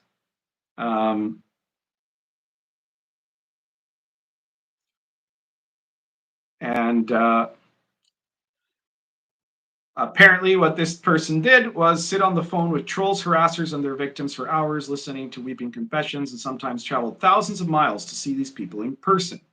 And to be frank, after 4 years of research and 60 hours of interview with people who attack fellow creators and fans over D&D and its cousins, it was all still so hard to grasp in any kind of holistic way or explain to friends and colleagues what they were seeing. So then the rest of this, I'm not going to read everything in this article, right? But the rest of the article goes on to say, well, first of all, they say that they're not interested really in like right-wing people who are condemning pop culture stuff because it's, because of diversity characters or things like that, right? The author of the article immediately identifies themselves as basically a progressive woke left person and says that they were much more interested on people who were creative artists, writers, progressives, feminists, LGBTQ plus people who were committing harassment, right? And wanted to know why, that Cleo claims that they know why right-wingers want to hurt people, but they don't understand why diverse creative people hurt each other. And that's what they wanted to find out, right? So the people that they end up interviewing are a whole bunch of people that most of you may not have heard of. It kind of depends. You will have heard of these people for sure if you had been on like Google Plus in 2014, right? If you were big into like the indie area of the hobby around that time, like just before 5th edition came out. At that time, you had a whole bunch of people that had come out of the story games movement. Google Plus was at that time the center. This was before Discord, right? It was before G Plus shut down, obviously. The center of almost all tabletop RPG discussion. It was a huge thing, right? And everybody was on it, right? All like the most woke people, the least woke people, everybody was on it, right? And they were all fighting with each other and making little groups and sometimes blocking each other and stuff like that. And the people that get discussed in this article are pretty much all people from that time, in that context, right? So Olivia Hill, for example, right? And Fiona Geist, right? And these are terrible people. And if you know them, if you were aware of them already, you would know they're all terrible people. You didn't need to read this article to be told that, because you probably saw it, you lived through it, right? One of these people threatened to have me strangled with piano wire, right? Like this is the level of the horrificness of these people, right? They're all terrible, terrible people. They're all people that today, you know, they weren't called woke back then. It didn't even exist as a term. SJWs was a fresh new term back then, right? And that was what they were being identified at that point as, right? But they'd all be called woke today, I guess. And you know, these are all people that had done all kinds of terrible, you know, they invented stuff like brigading, right? And cancel culture and doxing and all of that. You know, they were the original, the OG people that did this. Curiously, almost none of these people have any really big significant influence in the hobby today, which is why you won't know most of them, right? If you weren't there at the time. And that's very interesting because this Cleo person is somehow talking mostly to people who were around back then, but are not very important today, even though they say they started their research 4 years ago. That would have been 2020. By 2020, G+ didn't exist anymore. There was nothing left of it there, right? And almost all of these people are mostly very, very marginalized today, right? The success of 5th edition wiped these people out, right? And some of them are like in the borderline areas of the woke OSR, right? But the woke OSR has been in steep decline for the last, for like the last 8 years almost, right? Like they've been in very bad decline, and they're not, these are not super well-known people, right? Anyways, it goes through in considerable detail about how these people harassed each other, harassed people on the right, harassed newbie gamers, harassed everybody, right? And they were all doing it, right? And they made it really clear that they were determined to spread lies openly and willingly for the sake of that harassment. All of which we know, right? Like this is not some great new revelation to those people who were already there, right? Like, I mean, I remember at one of the incidents, which is related to Grim Jim, right? That the people on Something Awful, which was a forum that was incredibly influential in around 2014 and has almost no influence today, right? They had decided that they were going to accuse Grim Jim of endorsing rape, right? Of saying that he's pro-rape generally, right? Not just like it, you know, not just about rape as a technique in an RPG or something like that. No. They were going to accuse him of being a person that supports the idea of raping women in general, right? And in the conversations in public, in like their forum, sub-forum on Something Awful, they were laughing at the fact that it was not true at all, but they're going to do it anyways, right? Like they did not care at all that any allegation involved was clearly and openly a lie, right? When Consultant Gate happened, where myself and Zack Smith were targeted when 5th edition came out. Originally, the interesting thing is today, 5th edition is completely controlled by all these woke dudes, right? These woke people. But when it first came out, the SJWs, because that's what we called them back then, right, were virulently opposed to 5th edition for obvious reasons. Because 4th edition was based on theoretical concepts developed by the story gaming movement. And it was a tremendous failure, right? 5th edition was based on consultancy from me, right? Who was the anti-story gamer, right? You guys have got to remember, I've been fighting this fight with all these people since like 2005, right? That's how long I've been around, for almost 20 years now, right? And so, you know, I was the enemy to them even back then, right? And they wanted to get me, and they also wanted to get Zack Smith, right? And Zack, it was for other reasons. Mainly, he'd gotten into different conflicts. Like at that time, 2014, it might have been different for Zack if he'd started earlier or later, right? But Zack was a porn artist. He had done porn, and in 2014, the SJWs were extremely anti-porn, right? They were very hard at they were very intensely dedicated to third wave feminism, but it was a sex negative third wave feminism, right? It was this third wave feminism that would, you know, develop into the Me Too movement and all this, that would basically felt that that basically all men are rapists, and that all sexuality that is that involves men in any way, and especially any public display of eroticism that is potentially, you know, like heterosexual or that is potentially directed towards men and is about women, was terribly evil, right? So poor Zack, who was definitely a leftist, yeah, and desperately wanted to fit in with these people, was shunned by them and rejected by them almost immediately on the basis of his history, right? Because he was, you know, he was a porn artist, and he was and is, I presume, still very much a, you know, like a sex positive type of person, right? And those people didn't fit in. They were part of the group that was being shunned at that time, right? Um, and Zack reacted to that, of course, by going on the offensive, which is what Zack does, and that's fine. I go on the offensive a lot too, right? But basically, the two of us were the two best.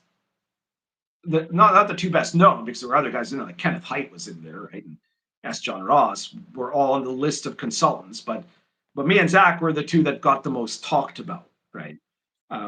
And you know, as far as I know, I was the one that did the most direct work with Mike Merles, and the rest of them, I'm sure, had their own contributions, right? But when it came out that we were being credited in Dungeons and Dragons as involved in the process of creating it, right? This horrified them, and they basically, the original plan of the woke people was to kill D&D in 5th edition in its infancy, right? That they were hoping that they would create such a scandal and make it such a rejection that the game would flop. They thought they were that influential. They weren't, right? But they believed they were, because they have this enormously inflated idea of themselves. And so they thought that they could get it to flop, and part of what they were going to do is condemn the edition for having had our ideas in it, right? And strangely enough, it was originally there was more of an emphasis on me at the very beginning, right? Because there was this idea, you know, the pundit and his horrible, you know, ideas that are, you know, supposedly racist, sexist, and homophobic, right? None of which are actually true, right? Were what were being put into the game or something like that.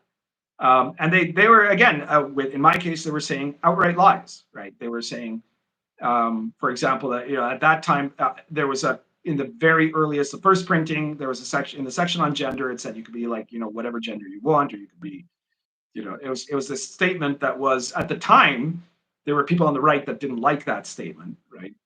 Ironically, within a couple of years, there were people on the left that said that statement is horrible because it's actually now sexist and homophobic, right? That some of the same people were cheering like 2 years earlier, right? Because these definitions keep being forcibly changed so that nobody can ever feel like like it's done enough, right? They always have to push the revolution one step further, right?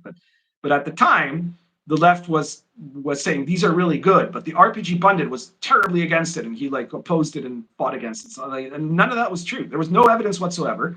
It was completely invented, right? It was probably invented by Bruce Ball. It was a sack of shit, right? And then it was promoted again by the goons from Something Awful, right? That generally they hated the OSR from the beginning, and they hated, you know, traditional gamers, and they were very happy to go after and to try to help destroy these people, right? And so at first there was more of an emphasis on me, but there was then a very strong emphasis from these people in the indie design movement that Zack had argued with and often humiliated, because you know, let's face it, it doesn't take a lot to humiliate these people. They're not very smart people, but Zack is quite clever in his style of argumentation, and so it was particularly easy for him to humiliate them.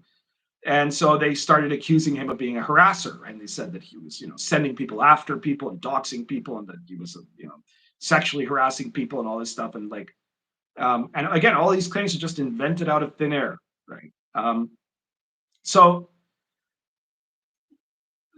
those were all the people that were essential at that time. The people that are being commented on in this article that came out in 2024 were all people that were very involved in all of that at that time, and that later came back to be involved later on, for the most part, with several years later when there was this scandal where Mandy Morbid, who was Zack S's partner at the time, separated from him and claimed that for a decade he had been horribly abusive to her.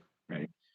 She made that allegation, and of course, a whole bunch of people who probably 2 seconds earlier would have, thrown rocks at Mandy if they could, right, or maybe tried to strangle her with piano wire if you're Fiona Geis, would have were now championing her against Zack, and then pushed this movement to have Zack banned from all points of sale and all websites, and for his memory to be damned forever, without any actual evidence, right? But it was, it was a Me Too moment, literally, right? It was that sort of thing, and of course there was a real unfairness to that,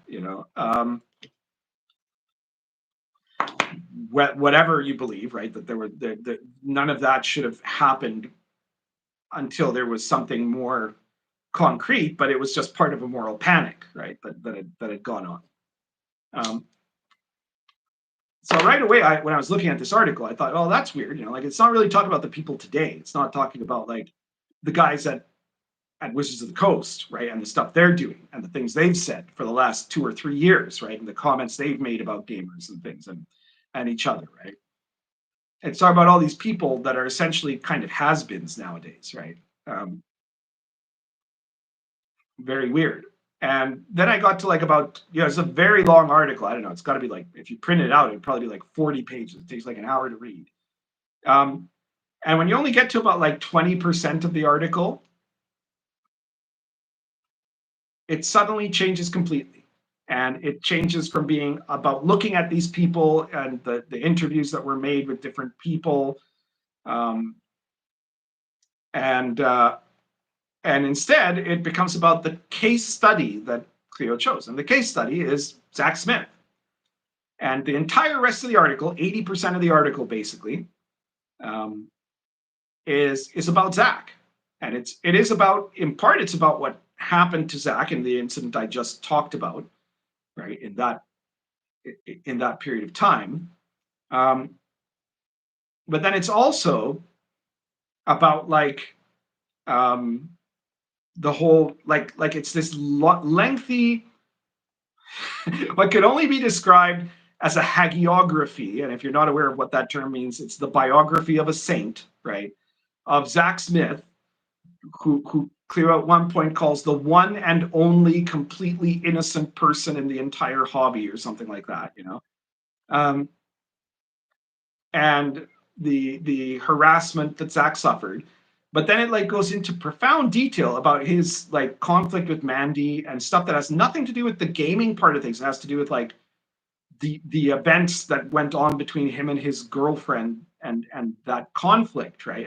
And like it goes on to talk about all of that. It also talks about the court cases that Zack has afterwards done against various peoples. Where in almost all the cases, that Zack has prosecuted, there's no case that was literally against him, right? Like that went against him. There was one that was dismissed for vagueness. Apparently, Zack tried to sue Mike Mearls for removing his name from the credits of D&D, and I could have told him that wasn't going to work because Wizards of the Coast was very smart in how they did that, right? They wanted to remove Zack's name, but they knew that if they removed Zack's name and Zack's name alone, Zack could sue the hell out of them, right? If they'd done that, Zack would have got, I don't know, $1 million or more from them, from Wizards of the Coast. The secret would really be to sue Wizards, not Mearls in that case, right? But they didn't do that. What they did is they just said in the next reprint that they were doing, and they've done a lot of reprints over the time, they just removed the entire consultant section, right? So, you had Zack was out of there, but then so was my name, so was Kenneth Heitz, so was S. John Ross, Jeff Grubb, I think. There were a whole bunch of people. There were like 8 names on there, and they were all gone. And it was just, they could claim that was just an editorial decision for the current printing, right? So there was no way that that Zack would be able to argue, even though it was very clearly all about Zack. It happened because of the Zack thing with Mandy Morbid, right? But they removed everybody's name, the entire section, as a way to remove Zack's name without him being able to sue them, right? So that was the only case where he didn't get a result that was favorable to him, but it wasn't unfavorable to him. It was just, there was insufficient evidence, basically.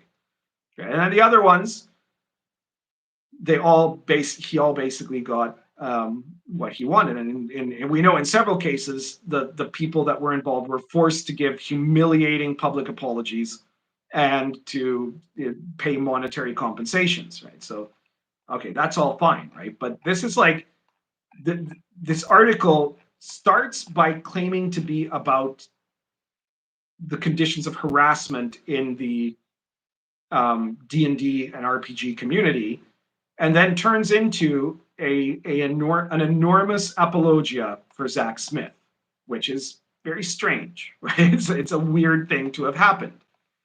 That's not the only strange thing about it. Certain people have been commenting on that already, right? But there's a lot that is very, very weird about this article.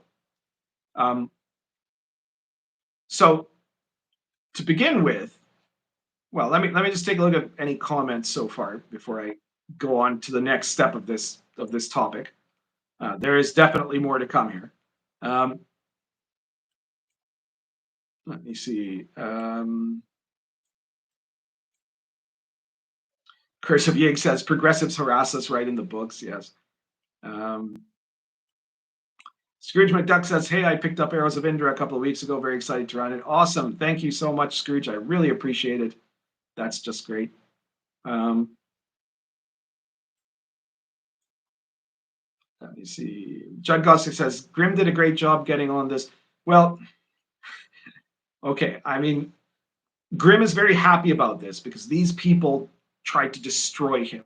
Right? Like he himself has said that some of the people that are getting their just desserts in the first 20% of this article were people that literally drove him to suicidal ideations, right? So I totally understand why he's happy that this is there, right? That this is, basically any level at which this complicates these people's lives would make Grimm feel happy about it, and I totally understand that, right? These people tried to complicate my life too, but I think I'm a little less sensitive than Grimm, and I just fought back and got through it, and ultimately their effect on me was basically nothing, right? Like they've been attacking me since 2006, right? And every attack I've come out better known, more successful, making more money, right? so there you are. Because I'm also not, I do not have some of the, I believe, pre-existing psychological issues that Grimm himself publicly admits that he has. I mean, I'm not in any way, beating on him about it. This is just, he's been very open and honest about them, and of course that makes him more sensitive to this, right? But Grimm, I think, has been very quick to just like uncritically promote this article when there's a whole bunch of really weird stuff about it, right? Now, I don't doubt any of what was said about these harassers, and like pretty much everything that was said about them is undoubtedly true, right? Like that's, and the evidence is provided in these audios, assuming they are genuine, right? More on that later.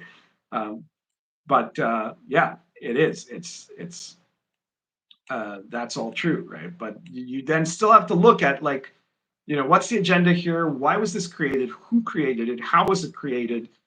And is it something that is going to come undone in certain ways? I don't think it'll change the nature of the harassment, but like, if you think about it, right? If this article had been much more focused on the woke culture's harassment of each other and other people in the hobby and that kind of thing, without turning into being 4/5 of it mostly the life story of Zack S and how awesome he is, right? Like that would have been a better article than what we actually got, right? because instead this looks like it's very much pushing a certain agenda, right? So let me see here.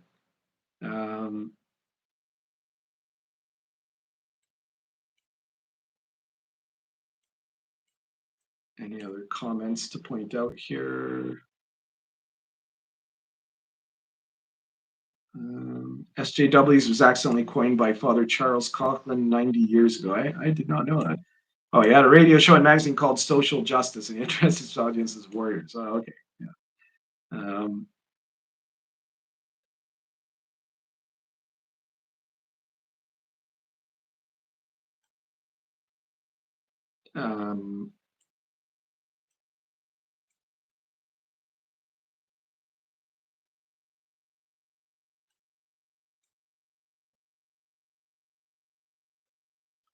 Watsy died the death of 1,000 scandals cuts. Well, Watsy isn't dead yet. We have yet to see what atrocities await us until 2014. Though I did a recent video about the stuff they have planned for their 50th anniversary, and it's just sad, actually. It's not. There's nothing there that's like that you're going to be horribly offended by what they're doing, but there's also nothing there that speaks of genuine, of the celebration that a 50th anniversary ought to get. I'm really glad that Doctor Who's 50th anniversary happened before wokeism got big, so they actually did something that was pretty cool at the time. Because now it wouldn't have been that; it would have been garbage, just like everything is turned to garbage by these people. What else have we got here?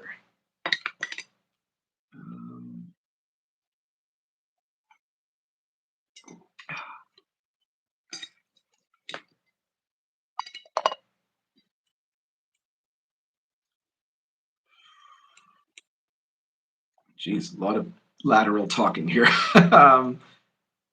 Stuff about Marxism. The woke eat their own. Yes, they always eat their own. We already knew that, right? That this article is, it's giving us some new revelation of specific parts, but the general element of it is stuff that we already knew, right? Okay, I think I'm caught up here. All right, so where do we start at kind of doing an actual critical analysis of this article? So the first thing is, this article is not in any way an academic study. It is not an academic article. It's not an academic paper. This does not read like it was written by an academic. Or if it was written by an academic who was intentionally not writing in an academic way. All right, which leads to some very serious questions there, because when I write articles and things like that, like when I write an issue of RPGPundit Presents, even though I might be a little bit academic in some of the historical stuff, I'm not writing it as an academic. But then again, I don't say that I am, right? And here, Cleo Weissman started by claiming that this was the results of a 4-year academic study, and that it was, and then starts by presenting their academic credentials as if this was going to be an academic study. This is not an academic study. There's nothing academic about this. This is the sort of thing that would be published on an internet website, right? It's an editorial. That's all it is, right? There's nothing academic about this. There's no science involved. It's not the science, right? It's not the science, nor is it the scientific method. It's closer to the science, right? Because it's a bunch of stuff that is thrown there, and there's evidence, so that's something at least, right? But there isn't any actual academic process of analysis that's going on here. Second, the case study is hagiographical, as I say, right? It presents Zack as a guy that did no wrong. It says nothing about any of his role in any of it, right? And of course, Zack wasn't to blame for the brigading that he took, but he was an active aggressor in his critiques of these people, right? And it just takes everything. Like, it looks like this looks as like the kindest interpretation of this is that it looks like Cleo Weissman interviewed Zack and took everything that Zack said at his absolute word, right? And didn't do any further. It might have done further investigation about the stuff he said other people said, but didn't do any further investigation on him, right?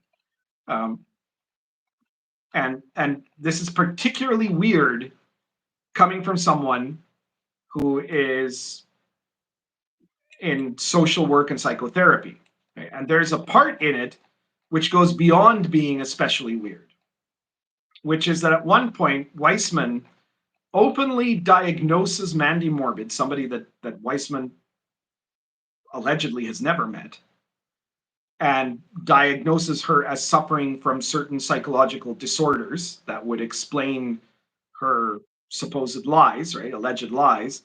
And then also analyzes Zack and analyzes Zack as not having a number of psychological disorders, but might have depression because of the terrible suffering that Zack has undergone at the hands of all these people that betrayed him or that attacked him, right? And look, apparently Cleo Weissman, last job that could be confirmed Cleo was involved in was in a position at University of Nevada, Reno, in the social work center, I believe it was. And then there's something from Oregon where Weissman might be living today, that indicates that they are actively involved as a therapist. I am not a psychotherapist or anything like that, but I have interacted with quite a few of them over the years, not as a patient, right, as an academic. And it would, it is, in most jurisdictions, there are very strict guidelines as to what you are allowed to do and how you're allowed to publicly behave. And one of the things that is very, very strict is the idea that you are not supposed to, if you are a licensed psychotherapist, you are not supposed to do internet diagnoses of people claiming essentially invoking your authority as a therapist. That's the sort of thing that gets your license revoked, right? Like, that is super serious.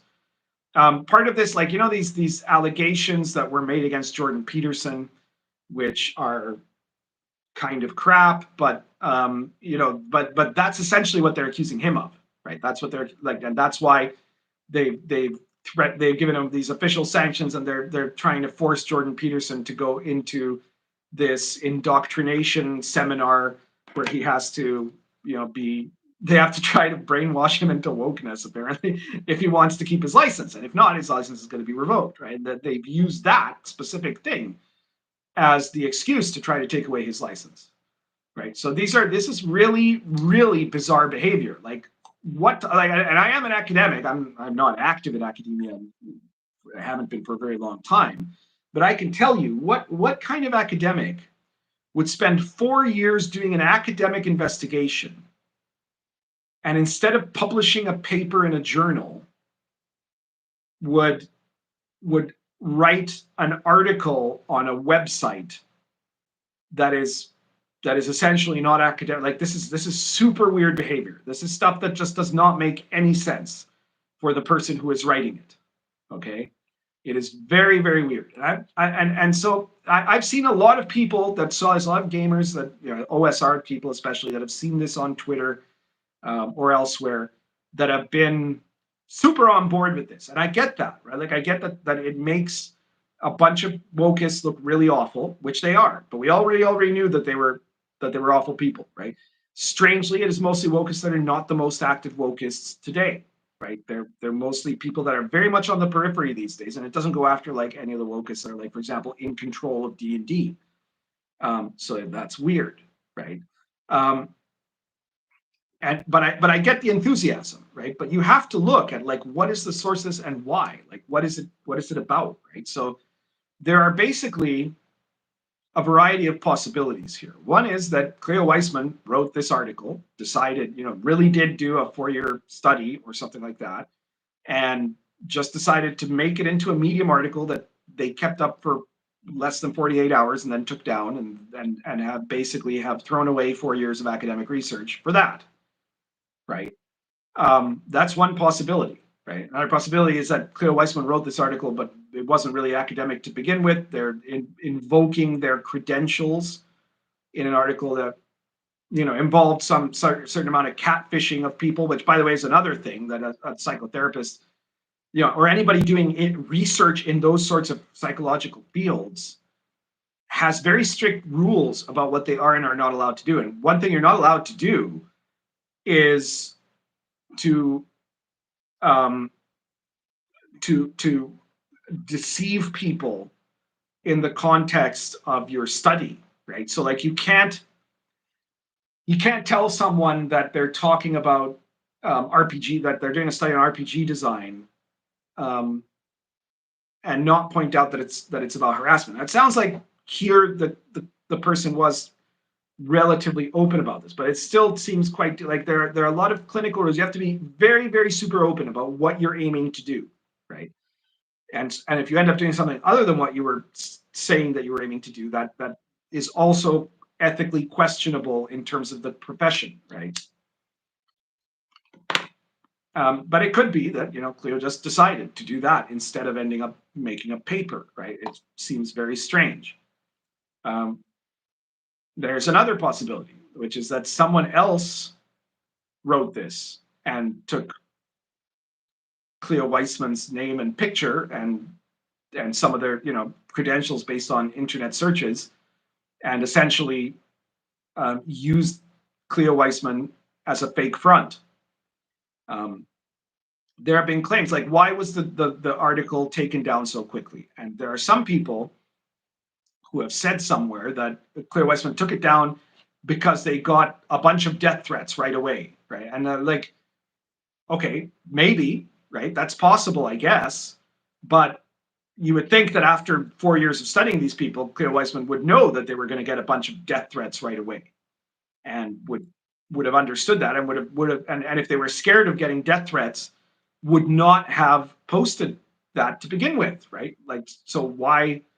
Like the idea that they would suddenly shy away and I also I haven't seen anywhere that anyone has said anything. Cleo Weissman certainly hasn't. Cleo Weissman has a very, very, very slim presence on the internet, right? There is a Twitter account that appears to be of Cleo Weissman's that has not been active, I think, since like 2020 or something like that.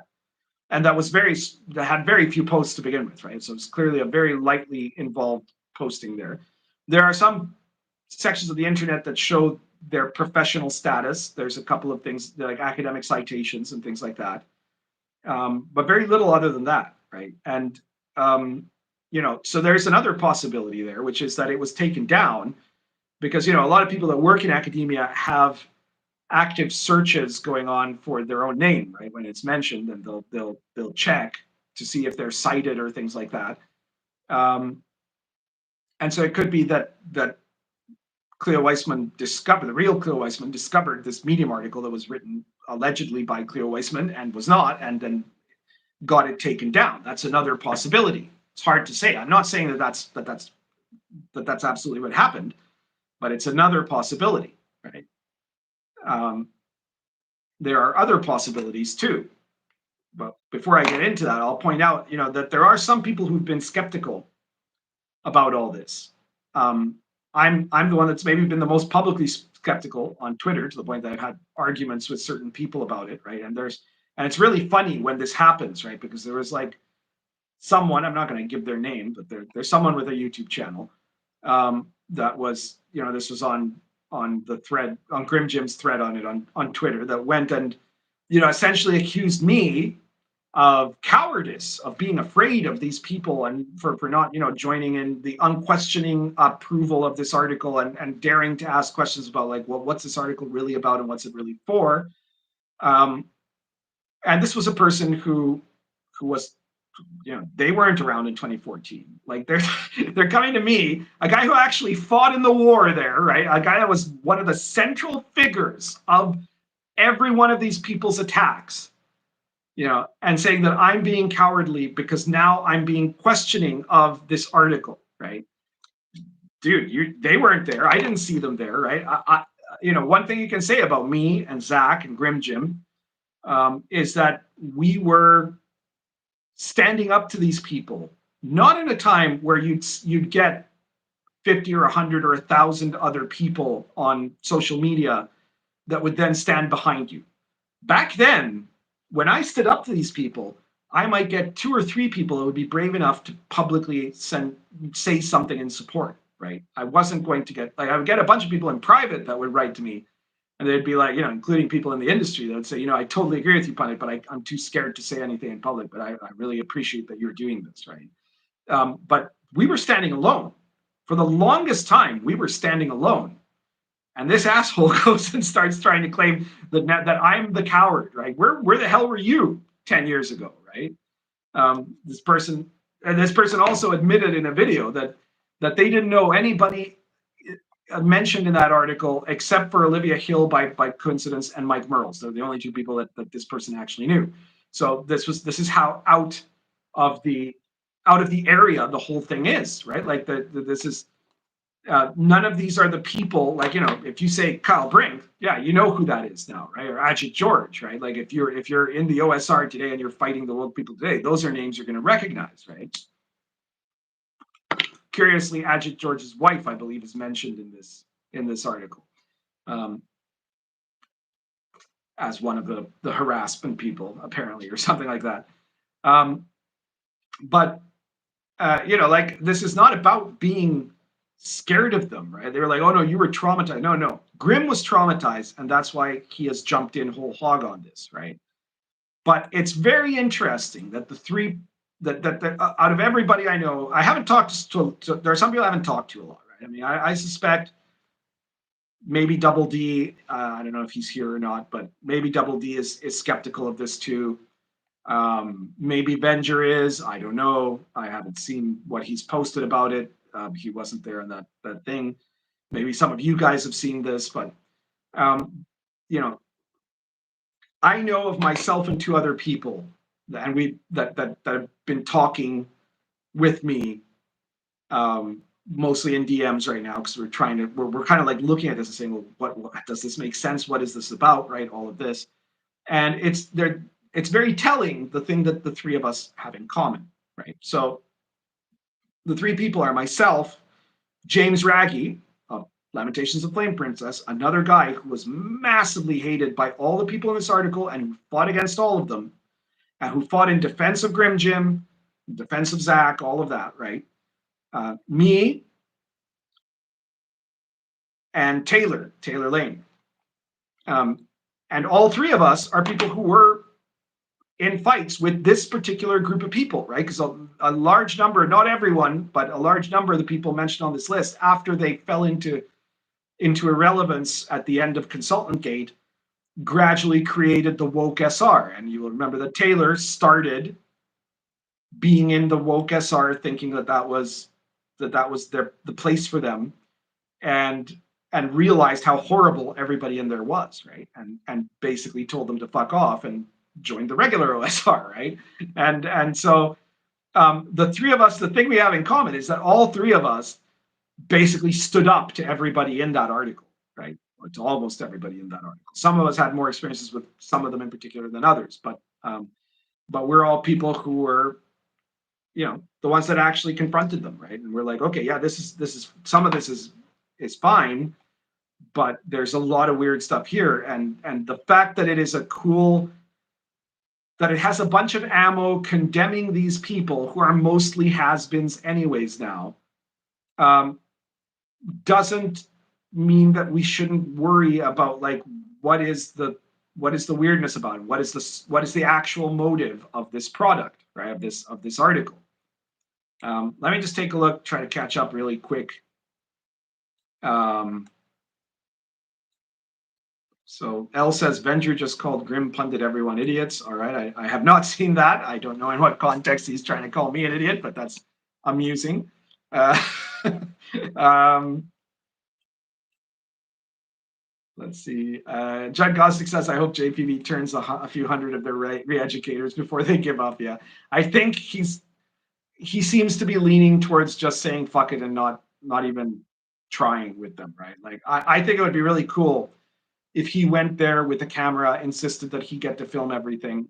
They would probably try to stop him, but you know, that would be at least a statement for him to make, right? So let me see here. I am curious also, what is Benjer mad at the pundit for?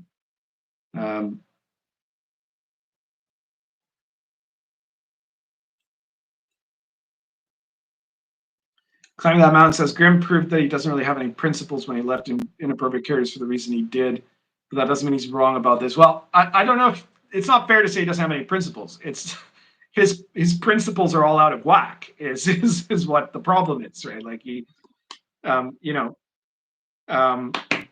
Grim Jim is the kind of guy that falls for things, right? And so it's not surprising that he's falling for this article, right? Like, because he fell for the whole, you know, vaccine thing, right? And he fell for the Labor Party, right? Like he fell for Remain, right? Like he falls for things that end up usually turning out to be really stupid, right?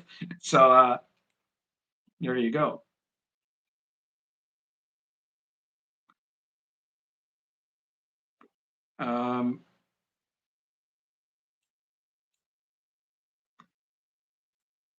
Steambob says, I'm sure that by the end of the 21st century, most conservative Canadian states, you mean provinces, will become part of the USA once it gets scrapped. Well, as an Albertan, I'm an Albertan first for sure. I'm barely a Canadian at all anymore. As an Albertan, that's from your mouth to God's ears, man. Alberta for the 51st state. Mm-hmm.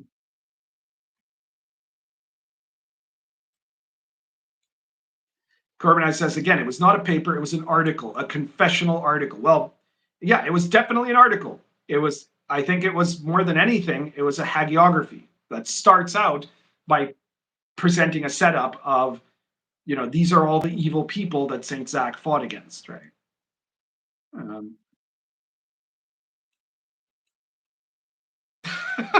X-Star Prime says, Cleo Weissman looks exactly like Grim Jim without a beard. It's true. All right, you get points for that one, man.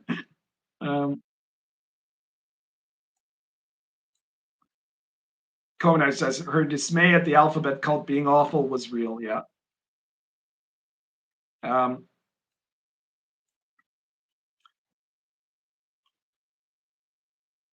Vicky Beagle says, so she discovers an article that she didn't write, somehow manages to take it down at light speed, but says nothing about it not being written by her. Well, I mean, it's possible, if that is the case, Geeky, it is possible that Cleo Weissman has no idea what this whole hobby thing is about, right? Because if they didn't write it, they were looking at it, they might not know what the hell that image has been used for. And they might have thought, well, okay, I'll just take it down and it's not a problem anymore, because they would have no idea what the scope of it would be or who it would reach, right? And they might have no idea that in spite of having had it taken down, because of the Internet Archive, it's actually still all abuzz on Twitter, because clearly Cleo Weissman is very isolated from the internet for whatever reason that I don't quite get, right? But yeah, maybe because of the sensitivity of the job of being a psychotherapist. Right? I know a lot of psychotherapists are very, psychologists in general are very cautious about their internet presence because of all the rules that they have around it, you know.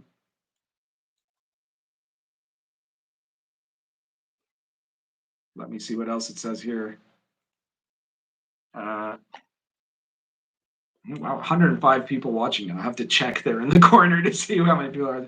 That's awesome. Well, we're not done yet talking. There's some more to come here about this subject. I'm just looking, trying to keep caught up with the comments on the live chat.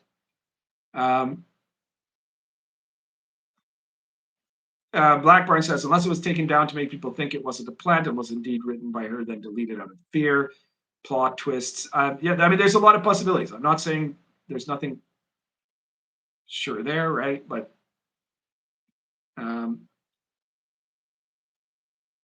Judd Goswick says, Grim dances to the beat of his own drummer. He's our pal, his games are fire. Grim has made a lot of great games over the years and great products, and I still I still have good feelings for him in spite of his in spite of his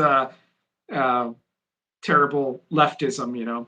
There's always hope. Look at Fetterman, right? Maybe at some point Grimjim will have a stroke, and when he gets up, he'll be anti-woke.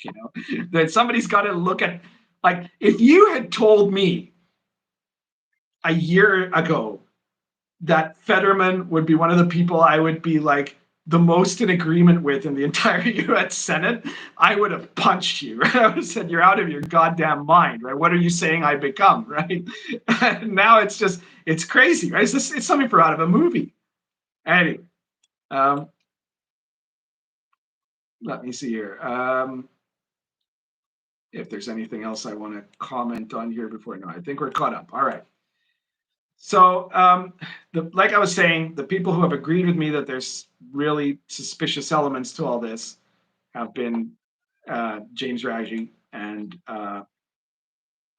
Taylor Lane. And James has been mostly just speculating about it with me in private conversation, agreeing that there are very serious oddities in the article. But Taylor took it another step. Taylor's partner is apparently in academia. The partner will not be named, obviously, but engaged in a bit of deep diving.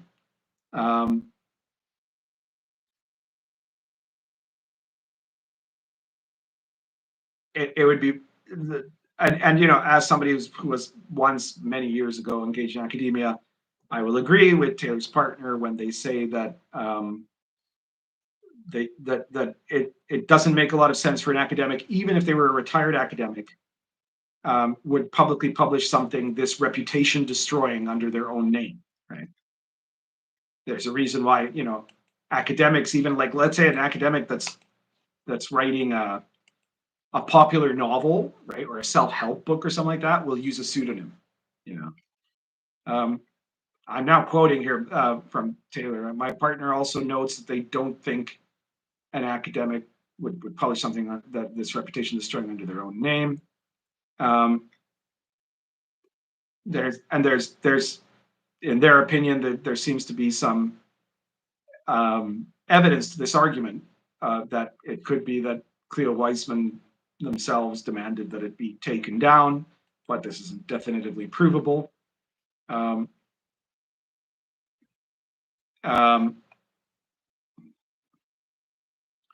So, like, when you take a look, it seems like it could be, for example, that someone did some Google searches, got to some Sage journals, put some comments about, like, made a biography based on information of searches in the Sage journals and mentioned all of that, right? But there's stuff there, like, for example, there's no indication that the real Claire Weissman ever worked in maximum security prisons. And if they worked, like, there is indications that Cleo Weissman works with youth, right? But if it was at-risk youth, they would not use the term maximum security prison. There's a different jargon tied to that, right? And there, Taylor's partner can be in a field much closer than mine to this subject, points out psychologists that use live human subjects would know about the conditions that are required to interview people.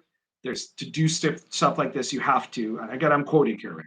You have to jump through a bunch of hoops with an ethics review board. You have to give people you want to talk to information sheets about exactly why you want to talk to them, what you want to talk to them about, and what you will do with their interviews, right? You have to have signed consent forms. You have to get the participants to sign a release if you want to share that information on the internet. All of that has to be done. And, at first glance, this article looks like that wasn't exactly what was done. It looks like there was elements of gotcha in there, right? Now, there is one thing that, the problem is that the people we'd have to ask about this would be people that we know have a propensity to lie, right? But, the people that were interviewed by Weissman in this article. So Weissman allegedly spoke to, and there's audios about it, or there were audios about it. I think that some people, that they are still available in certain locations. There are interviews, apart from one person who said they want to be anonymous. There are interviews with Fiona Maeve Geist, piano wire person, and Anna Creeder, Brian Yaksha, who were apparently interviewed together, Shu Skogan. These are all terrible, terrible people, right? But there's bits of audio interview there, right? So the problem is we can't be sure if anything they would say would be true or not, right? But one thing that would make sense would be if you were to ask them about that interview, right? Like, who did the interviewing? How was it done? Was it done over the phone? Was it done over a video phone where they saw Cleo Weissman? That would confirm that it was Cleo, right? If it was over the phone, it could be anybody, right? The voice, you couldn't be sure, right? But or did it happen at all? Like, we're living in an age where it's theoretically possible that someone could have taken and made fake voices of this. I don't think that's probably what happened, but it could happen in theory. It could also be that someone pretending to be Cleo Weissman called them on the phone, and then it would be interesting to know what these different people would claim was the conditions under which they agreed to speak with this person, whether this person identified themselves as Cleo Weissman or someone else, and what they said this interview was for, right? Those would all be interesting questions to find out. But with the very important condition being that we know that all of these people are serial liars. So, basically, I think what you'd have to do is be able to get to them each separately, ask them, and see how much their different accounts match up, I guess. But that would be one important way to try to get some sense out of all this, right? And again, Taylor's partner points out, real psychologists and licensed social workers are not legally allowed to diagnose people over the internet or do psych evals on interview subjects and post that on the internet. That shit gets you in real legal trouble. I already knew that, and I said so already before, right? Kleisman, if the real Cleo Weissman, did say Mandy Morbid's therapist diagnosed her as borderline, so we can't trust her testimony, or said, I did a psych eval on Zach S and he is remarkably high functioning, those would be grounds to get Weissman in legal and professional trouble. I can't say as to how much legal trouble. That would vary depending, I think, in the area, right? So all of that is significant, right? So Cleo Weissman was apparently, I mean, that we know, it looks like Weissman is definitely a real person, because at one point Weissman was in the University of Nevada, Reno, in the social studies department, but they were hired there apparently in 2021, and by 2022 they were gone, apparently. The Weissman's 2020 PhD thesis is apparently available. All of this is information that was gathered by Taylor Lane's partner. There's a ResearchGate profile. Cleo Weissman's ORCID exists, but it's not public and was last updated only in August 2022, which would indicate that Weissman has not been active in any academia since 2022. I'll add that my own searching has found that it might be possible that Weissman's current location is somewhere in Oregon, that may be living with Weissman's parents. There's also there's a website about therapeutic services in Oregon that lists Weissman there as someone that can be, hired for therapy purposes. So it might be that Weissman is just doing like private practice now or something. There's a lot of weird stuff there. There's weird stuff about Weissman and weird stuff about Weissman's involvement in this article, right? So what are the possibilities here? As I said before, there's one possibility is that Weissman wrote all this for whatever reason. and decided to present this to the internet in spite of having an incredibly carefully minimized, cultivated presence on the internet, right? That they've never gone around publishing articles in their own name until now. So that is very strange if that's the case, right? But it may be possible that they did this. They did this as research. Their research got them nowhere. Maybe they're not working in academia anymore and decided to do this instead.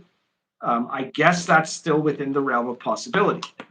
It's also possible that Weissman didn't do this, that somebody falsified their identity. It's also possible that Weissman did do this, but has not actually been entirely straightforward in the context of what they were doing. They presented it as though this was academic study. But what if Weissman has some kind of prior connection to somebody in the hobby, right? Whether it's to Zack Smith, which would be an obvious possibility, or to some of the other people that were mentioned there, right? And this is either an attempt to help vindicate Zack out of a personal connection with Zack, or an attempt to, in some way, besmirch further the already horrible reputations of some of the people that attacked Zack. I think the first is more likely than the other. So that's another possibility. And the last possibility is that I already mentioned that without Cleo's knowledge, someone might have used Cleo Weissman's name and published this article. It's also possible that someone might have published this article with Cleo Weissman's knowledge, but it was completely ghostwritten and Weissman had nothing to do with it, but allowed their name to be used to help grant a level of authority, a level of academic authenticity that otherwise would not be present if it was written by somebody else, right? And then you kind of have to ask yourself, well, who wrote it, Now, I want to be very clear about one thing, right? Is that I am definitely and very definitively and legally clear that I am not claiming that Zack Smith wrote this article. I am absolutely not saying that. In fact, I will go entirely to the contrary, right? I would believe, if anything, that this was written by someone who is an enemy of Zack Smith and wants to make Zack Smith look bad, right? Because it looks really awful as far as a pretend academic paper. It looks very nonsensical in general, right? In terms of the structure of it. Obviously Zack is a clever guy, right? And so if he was writing an article, I'm sure that he wouldn't dedicate 80% of the article to talking about himself, and would have realized that it would be much more effective to emphasize it on the awfulness of these other people, and then just kind of toss in little bits about his case along with other people's cases, right? It's another thing that is very weird and lacking here, right? Like Weissman apparently did 4 years of research on this, mentions the whole deal about like Consultant Gate, but only really interacted with Zack about it, right? And one of the things that's pointed out is that the people claimed, these horrible people claimed that Mike Merles, after asking for people, which this part was true, he asked for any proof that myself or Zack had harassed or actively persecuted anyone, and that those people should contact him and explain how it was, right? But the false claim that people made is that people came forward with those claims, and that Mike Merles then told Zack about the people who had claimed that he was harassing them and gave him those emails and gave him their names, right? Some people claim that he gave me those too, right? And in fact, that is not what happened. I can tell you, I was there. I have the emails right now. I mean, I guess there's a slight, tiny theoretical possibility, but I really doubt it, that Mike Merles might have, in a separate, because this was a group email, right? But it was a separate email that was sent not to me, but only to Zack, that he would have given him this data. But that does not fit at all with the tone of the conversation that happened, or with what, with everything I know about Mike Merles, right? It doesn't fit with him as a person. right? So I'm 99.9% sure that this did not happen, and it certainly did not happen in the main email conversation that involved me and Zack, where both of us were told very clearly that although he received several emails, all of them amounted to the claim of RPGPundit was mean to me, or Zack Smith called me names, or things like this, right? And that there was no actual evidence of stalking, harassment, or any kind of serious wrongdoing for either of us. Obviously, because these are all based on lies, right? And yet, in spite of this, which obviously if Cleo had done all this investigation, would have known, I was not contacted at all for this, right? I wasn't mentioned at all for this, right? So if this, like this would have been something that I'm sure if the intent was to make a strong argument would have happened, right? And in fact, there's very little emphasis put on almost anybody other than Zack, which is not, this is very clearly not something that if someone clever was making a name, using Cleo Weissman's name, knowing or unknowingly to her or to them, to try to avenge Zack to his enemies, they would have made a point of pointing out not just the wrongs committed against Zack Smith, but the wrongs committed against Grim Jim, who isn't mentioned at all. James Raggy is mentioned once, very passingly, right? I'm not mentioned at all. There were other people who could have been mentioned as having been attacked by these people who are also there, but none of them, and like, so you'd have to think, right? Like, obviously, if Zack wrote this, he wouldn't spend 30 out of 40 pages talking only about himself and bringing up all this lateral stuff that would make him look like an insane egomaniac, right? So clearly, this was not written by Zack, right? Zack would have to be both pretty dim and incredibly self-absorbed for this to have been one of his works. So I am completely opposed. My theory is that it was written by somebody who despises Zack to make it look, to create this impression that to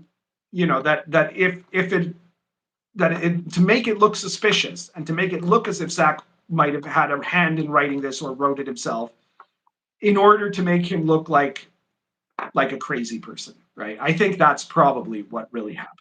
That's my position on this, right?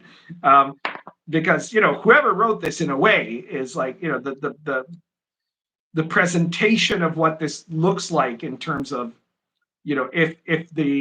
if it was meant to, and I think it was, because the clever people are kind of noticing this, it looks like it's way too hagiographic of Zack, and therefore the hope, I think, of the person who wrote this was that people would start to think that Zack wrote this, right? But it really, the way it was written is so almost invertedly mocking of Zack, if he wrote this, it shows, it would put him in such a bad light that it was clearly written by someone who hated Zack, right? And if so it was written by someone who hated Zack, and I'm pretty sure Zack doesn't.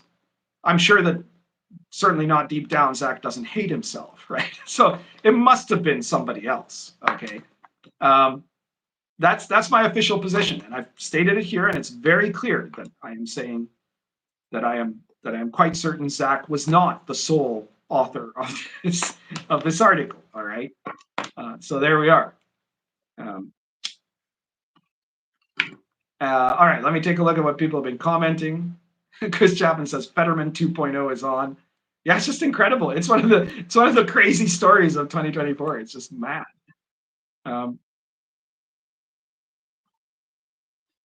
Zach says, wasn't one of Radge's employees mentioned? Yes, again, in passing for like one line.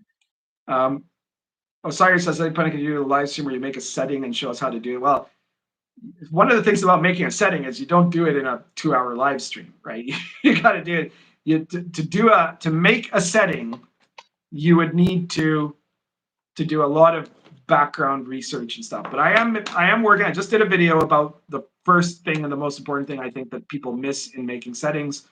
And I'm going to do other videos about making settings. So it'll be like a series, I guess, that will be coming out gradually about tips for people who want to make settings. Okay, because I guess a lot of you who like me and my work like my settings. So I'll try to share what I know in as much of what I can.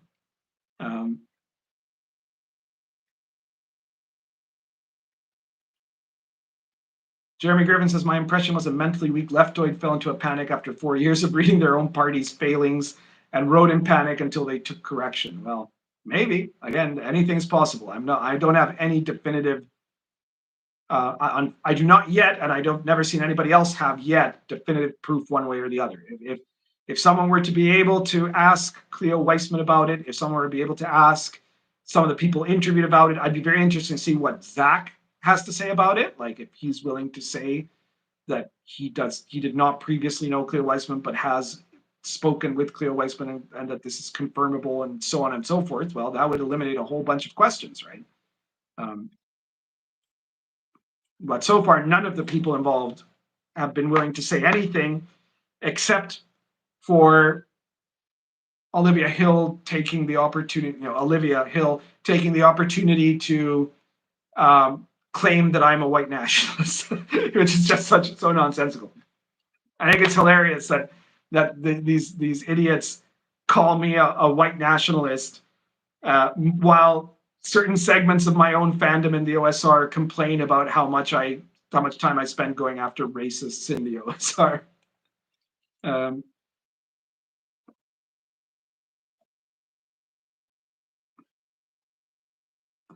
Let's see here.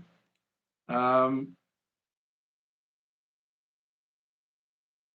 other contents? Kobanizer Pundit isn't smart enough. Well, I'm not technically trained enough, let's put it that way, to share the audio video while streaming on his phone.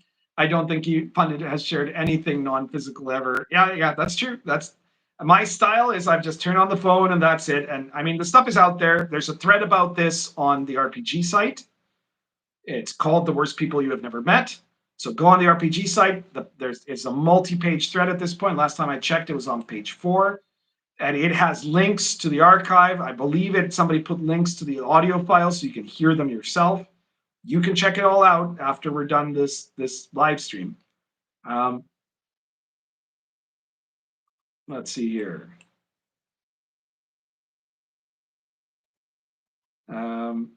Oops, I have just lost my place now. God damn it. Let me see where I'm trying to find where. Oh, here I was. Okay. Some people talking about the virtues of the D12. All right. Zach G says, don't academics often produce layman papers before academic papers are submitted? I know Cliff Stoll did in computer science. That is sometimes done, but when you do that, it's still done within certain conditions of academic behavior. This is not that, right? Like this is not, like sometimes some scientist might have some new theory about cosmic rays and might do an article about it in Science Magazine and will put it in basic terms and say that this is like based on their studies and they're about to publish a paper in the scientific magazine of cosmology or whatever, and that does happen, but this is not that. This is an opinion piece, is what it is fundamentally. It's an opinion piece with some evidence in the form of gotcha interviews, right?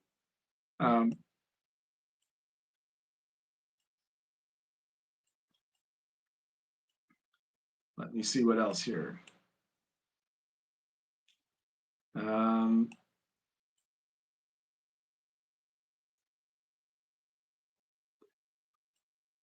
Stuff about ChatGPT. Well, I've seen some people speculating that the whole article was written by an AI. I don't think that's true, but it could, I guess. Like I said, there's still, right now, we don't have any definitive proof of anything. I've shared my theories. My name says, is Zach not kind of crazy? Well, I am definitely not saying that. Absolutely not under any circumstances. And this is video evidence that I am not saying that.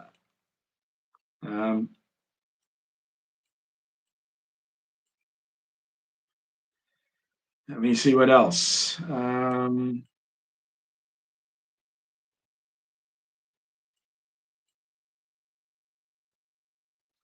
People talking about Watergate. Judd Gossick says, we don't come to Pundit for tech tips. Thank God.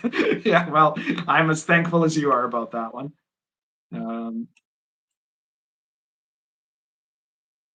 Geeky Bugle says, well, the Zack's enemy is a theory I hadn't thought. It does answer the why fake it question and also the who benefits one. Well, I mean, there's only the two options, right? Basically, this article, if you look at it, it's not really about burning the locusts, though they do get kind of burned in it, right? It is 80% of the article is about Zack, right? So it's either meant to benefit Zack or it's meant to hurt Zack. It's one of those two. I'll leave it to you to decide.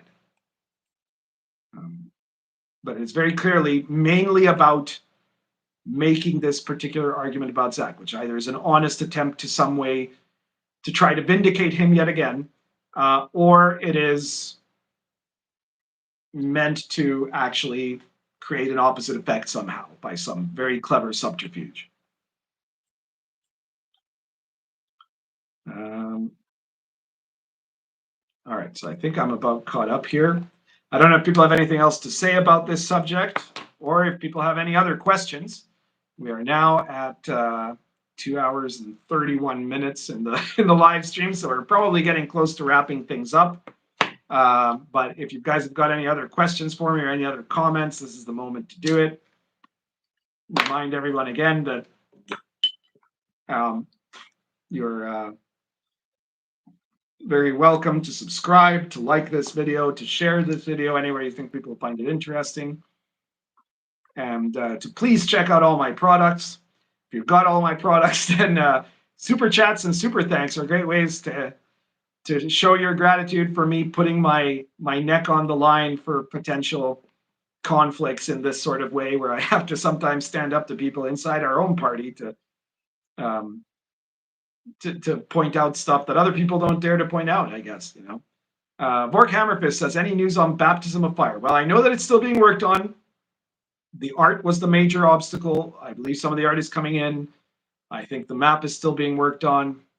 Unfortunately, essentially, I don't have any other news besides that yet. The earliest, again, the earliest it could possibly come out would be in, like, let's say if by a miracle it was already like today, it would be in maybe 4 weeks from now, right? Unfortunately, that's all I can say about it. You'll have to ask Mad Scribe Games, but if Mad Scribe Games says anything less than 4 weeks, he's out of his mind, because you know, at the very, it's still, the proof still would still have to be sent to drive through. It'd have to be returned.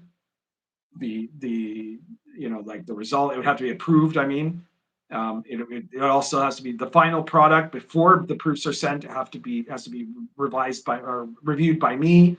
None of that has happened yet, so it's probably going to come out sometime at this point, I guess, in mid-February, and I'm very sorry, mid to late February maybe. I'm sorry for the delays, but it's completely out of my hands. Mac, $2 super chat. Thank you very much. Good stream, he says. I really appreciate that. Sadwing says, keep up the good work, Pundit. We'll watch this later. I guess you were watching something else before you got here or something, or you were busy. But I do hope you will watch it later. El says, Pundit, how about Capricorn 44 tending to pass and Victor Raymond saying old straight white men are ruining the OSR panel and con February 14th, 12:30 p.m. So this is something that hasn't happened yet, is what you're saying. But somehow, but is that the actual subject of the panel? Is that what they're claiming the subject will be? Let me just see here.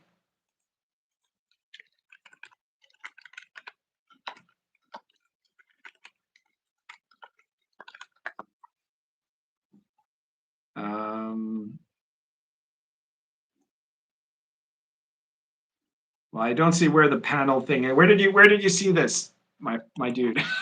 L, tell me where you saw the thing about Capricorn. I can't look it up while doing this. My name says Baptism of Fire is pretty exciting. It's going to be an incredible product. First of all, it's going to be expanded edition Lion and Dragon. There's going to be a very few number of corrections. The rules are basically going to be the same. except there's no more clerics now. Instead, that's split into 2 classes. But there are going to be new classes that are specifically for the setting. There's going to be tons of material that's been brought in from the Old School Companion or other products into the main core rules. Then there's going to be an entire gazetteer of 10th and 11th century Poland. There's going to be a huge monster section of monsters from Slavic mythology. Tons of excellent random generators and tables like you see in Sword and Caravan to help you very easily make the setting a sandbox. There's going to be rules for domains and battles and all of that. There's going to be optional rules for a fame and virtue mechanic. Tons of excellent stuff on like Slavic mythology and pagan magic and all of that sort of stuff. You guys, I'm sure that the game will be worth waiting for. That much I can say. Zach G, $20. Appreciate the stream. Thank you so much. I really appreciate that. That's wonderful. I love it. Saturn she says free Meatball. Well, Meatball is free right now. She's been outside this whole time playing out in the alley. Yeah, well, by playing at this hour, it's probably she's hunting stuff out in the alley. She's not quite as much of a huntress as she used to be when she was young. There was a time, when she was at her peak, that she routinely caught birds. That's not all that easy. Birds can fly.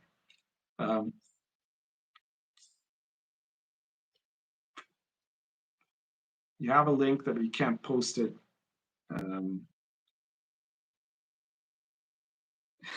All right, I don't know how that works. Guide.capricorn.org at ID91. I guess those have to all be put together or something.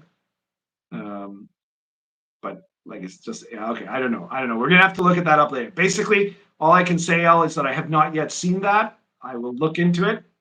Maybe it'll be the subject of a future video. My name says, how long did it take you to write Baptism of Fire, if you don't mind my asking? All right, so Baptism of Fire, I believe I started working on it in 2022, I think. And it probably took me, I guess, 9 or 10 months. I started researching it before that, and then I started working on it. And then it took me about 9 or 10 months, I think, to finish writing it. So like, I'm trying to remember the exact. Well, let me just take a look here, because there might be something in that I could use to. If I have the original file here, it would tell me exactly. Where we got this Baptism of Fire. All right, so yeah, I started the project in June of I started the writing part in June of 2022, and I finished the product in. That was in April of 2022, and I finished the project. The last update I did on the text file before, I guess, handing it in to Mad Scribe was in August of 2023. Okay. So that in itself, compared to other people, Mad Scribe Games would only have gotten the final version of this around August. So at the time they said, we'll get it out by December. And I was like, I've worked with a lot of publishers, and they always underestimate how long it'll take. And in a lot of cases, a lot of like Presses Intermedia, for example, I would hand something in, and it would take more than a year before it was published, right? And that's not unusual. I'm not saying it specifically to point them out. Right? Like in Spectre, they start, like even the compilation volumes, like the Old School Companion 2, from when they start working on it to when they finish putting it together, which is all just like stuff that they already have there, right? It takes close to a year, right? So I think it was probably ambitious to think that Baptism of Fire was going to come out in December, but Mad Scribe sounded really determined about it, and they'd come out with stuff much faster than a lot of the other publishers I've worked with. Right? Like Sword and Caravan came out quite fast, and then the other books, which are smaller, right, but they also came out pretty quickly after the publication. But Baptism of Fire is a major work, required a totally different set of artwork, layout, and all that stuff. So I can understand the delays, right? But and it is very close. Like most of it is done. They're just waiting on some art pieces, which is again why I say that I am personally a supporter of AI art, right? Because AI art, they wouldn't be waiting now if they'd gone that way, but they didn't want to use it.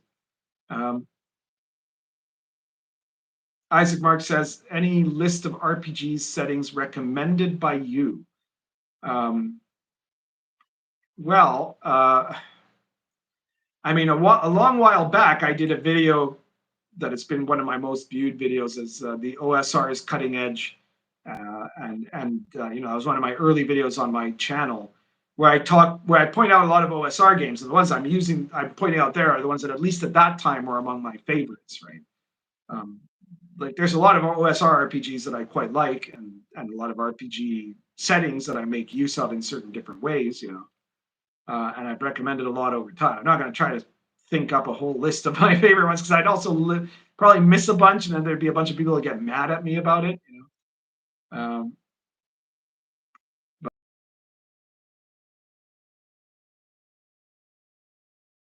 Whoops! I think we blipped there for a second. Am I back, or am I still on here? Can you hear me? I never know if you can hear me.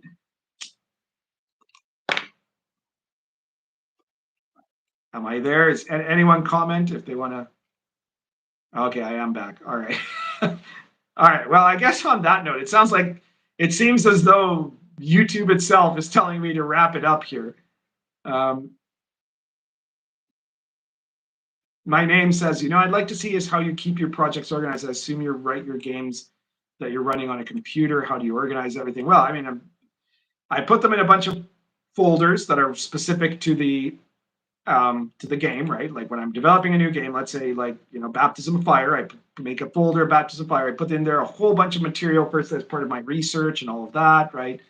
And then I gradually start writing, and like first I write kind of an outline of the book of what parts are going to have to be in it, and then I start like filling it with like point form stuff, and then after I start doing individual sections, chapters that I make as all different files, and I always make a point of backing everything up in multiple places for, you know, to make sure that if like, I don't know, my computer just dies all of a sudden, I won't have lost everything. I've learned that lesson from my academia days. There were times that I had to like rewrite entire papers just because I had been stupid enough not to save and then back up.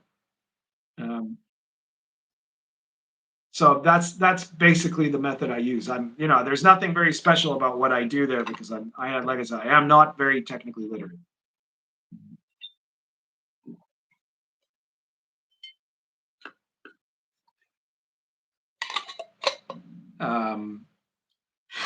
I don't know if this is a joke or what. Derry says, if you're not writing by hand, how do you change font on demand? Or is that not even a thing? I'm not sure what you mean by that. If that's not a joke, I don't understand what you're even talking about there. Sad Wings Raging says, Baptism of Fire, the Holy Heavy Flamethrower Purge Boogaloo 2. Well, it's going to be, you know, very much it's going to be a game that will have a lot of different uses, right? You'll be able to use Baptism of Fire if you want to run an early medieval campaign that is fairly straightforward. If you wanted to have a lot of social elements, there'll be a lot of stuff in there about the Piast court and about the different noble families and about the different areas and the kind of the political conflicts that are going on in and around Poland. If you want to run a game that is much more about a group of adventurers that are going through the Wilderlands and through little pockets of civilization and going into dark places and fighting monsters and getting treasure, Baptism of Fire absolutely does that, because in this time, huge areas of Poland were basically wilderlands, right? And you'd like step out of a trail and you're basically in wilderness that is full of, you know, according to the paradigm of the medieval mindset at that time in Poland, is full of terrifying monsters, right? And all sorts of mysterious magic and wonders. And if you want to play it as a Christian story, right, it definitely can be that too, because it is about this process of bringing Christianity to Poland, right? Now, in theory, it is designed, I will note, that it's designed with the default assuming that the player characters are Christians, most of them. There are a couple of classes where you might not be one. But that they are Christians who are on the Christian side, right? But there is also it can absolutely be played contrary to that type. Like there is a pagan wizard class that could be used if you wanted to play like one of the pagan priests or magicians or witches. You could do a campaign where you are pagans fighting against the Christians if that's your gig, right? But I thought that's a lot less interesting in 2024 than the opposite, right? Because there's a lot of campaigns that are like about these heroic nature loving people who are engaged in a fight against these oppressive monotheists or something, and that's not what it was actually like in the context of Polish history. In fact, in Polish history, the interesting thing is that both the Christians and the pagans gave as good as it got, right? Like it was all out war between them in certain moments, right? And also, you very definitely, like, you can't say that the Christians were all saints about it, but there were some literal saints that went around and were promoting it. And also there was a reason why Christianity succeeded there, and it had a lot to do with the with the fact that it provided a promise of a much better way of life, right? And of a unity of the people that was not there before, right? Like that was very central to the whole reason for its success. So like I think it's much more interesting to present it from that perspective, and in a way that is not, one of these games that says, like these Christians were these mean oppressors, right, or something like that, but without going the other way and saying, oh no, these guys were absolutely all perfectly pure people that were fighting these terribly evil people. Like you know me already. I'm not going to do that with a historical setting, right? I don't do that in Sword and Caravan. In Sword and Caravan, the default is that the player characters are probably starting out as crusaders coming to the Holy Land, but I don't present I don't present them as saints. And I don't present the Muslims as all devils, and on the contrary, like I mean, even in medieval history itself, Saladin was not presented that way in the medieval world. He was seen as this guy who had some strongly chivalric qualities, right? And if you look at the history, he was more chivalrous. He was a better exemplar of chivalric values than Richard the Lionheart was a lot of the time, right? Richard the Lionheart was a badass fighter and a brilliant tactician and everything else, right? But he was not the most chivalric guy around, right? And if you want to know the whole history of the Crusades, just check out Heroes and Villains of the Silk Road, or at least of the 3rd, 4th, and 5th and 6th Crusades, and you'll see all the biography of the protagonists there, right? And some of them were truly great and noble people, and a lot of them were awful people on all sides, And that's the kind of thing I like to present as the actual history, right? Let's see what else people are saying here. Where was I? Our projects are organized. Baptism of fire. Okay, there we go.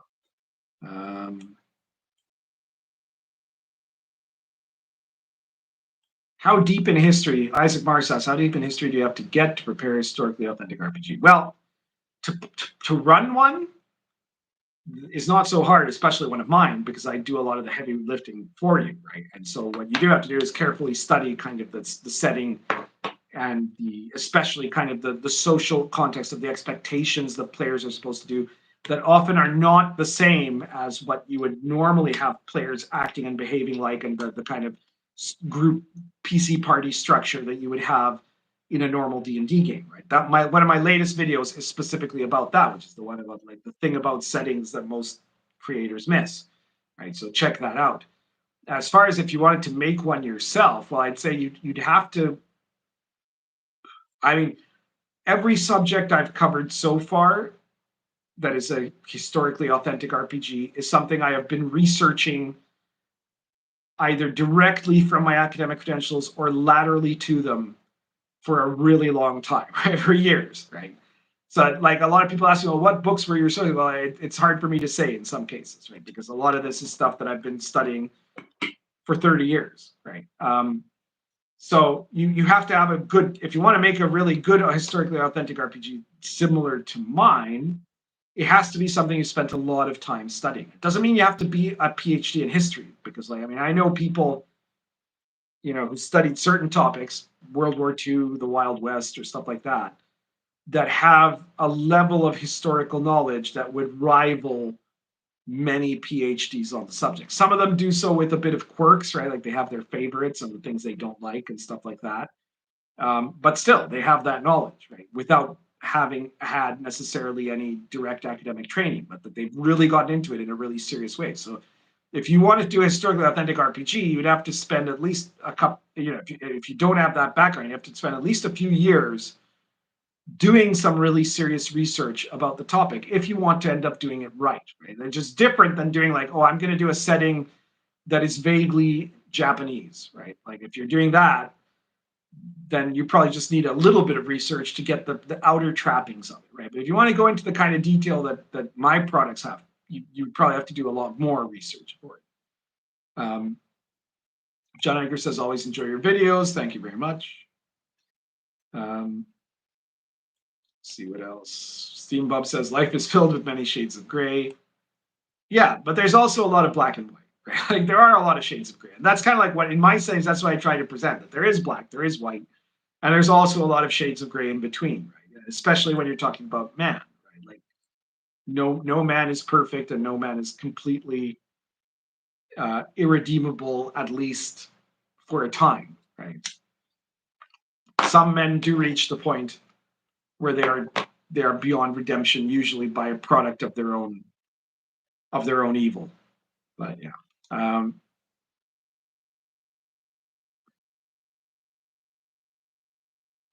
Isaac Mark says, are historical GURPS World books reliable? You mean like the ones that came out in the 90s? Well, a lot of them are very good. Some of them are not as good as others, right? There are some that have some really good material on it and that you could certainly use as a starting point for running a historical campaign, right? And so there are some that are better than others. But as a whole, I say overall, most of them are quite good, right?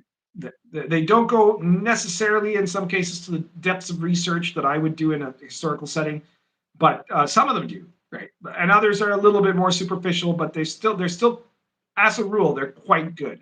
And I kind of miss that those don't exist anymore, you know, or that they're not making anymore anyway.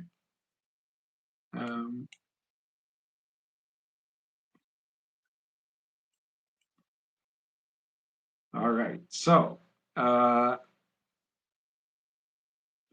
right, I guess we're getting to the end here. You know, I think it's time to put a stop to this. I can't even say how long we've been streaming for, like well over 2.5 hours now. So I appreciate it, guys, and we will see you soon. I hope. Please share this video, and please be sure to like this video and check out all of my products. And again, big appreciation to everybody who showed up, all of you who watched, all of you who commented, and especially to the people who super chatted. That's really kind of you. And I'll check you guys out soon. I'm still smoking the pipe I started with, which tells you how much I've been talking versus puffing. You know, it's the downside. At least when I'm doing inappropriate characters, I can, while someone else is talking, I can catch up on my smoking. But oh well. All right, guys. We will see you soon. Take care. I'm going to figure out how to end this now. I know there's a way. Oh, okay, here we go. See you later.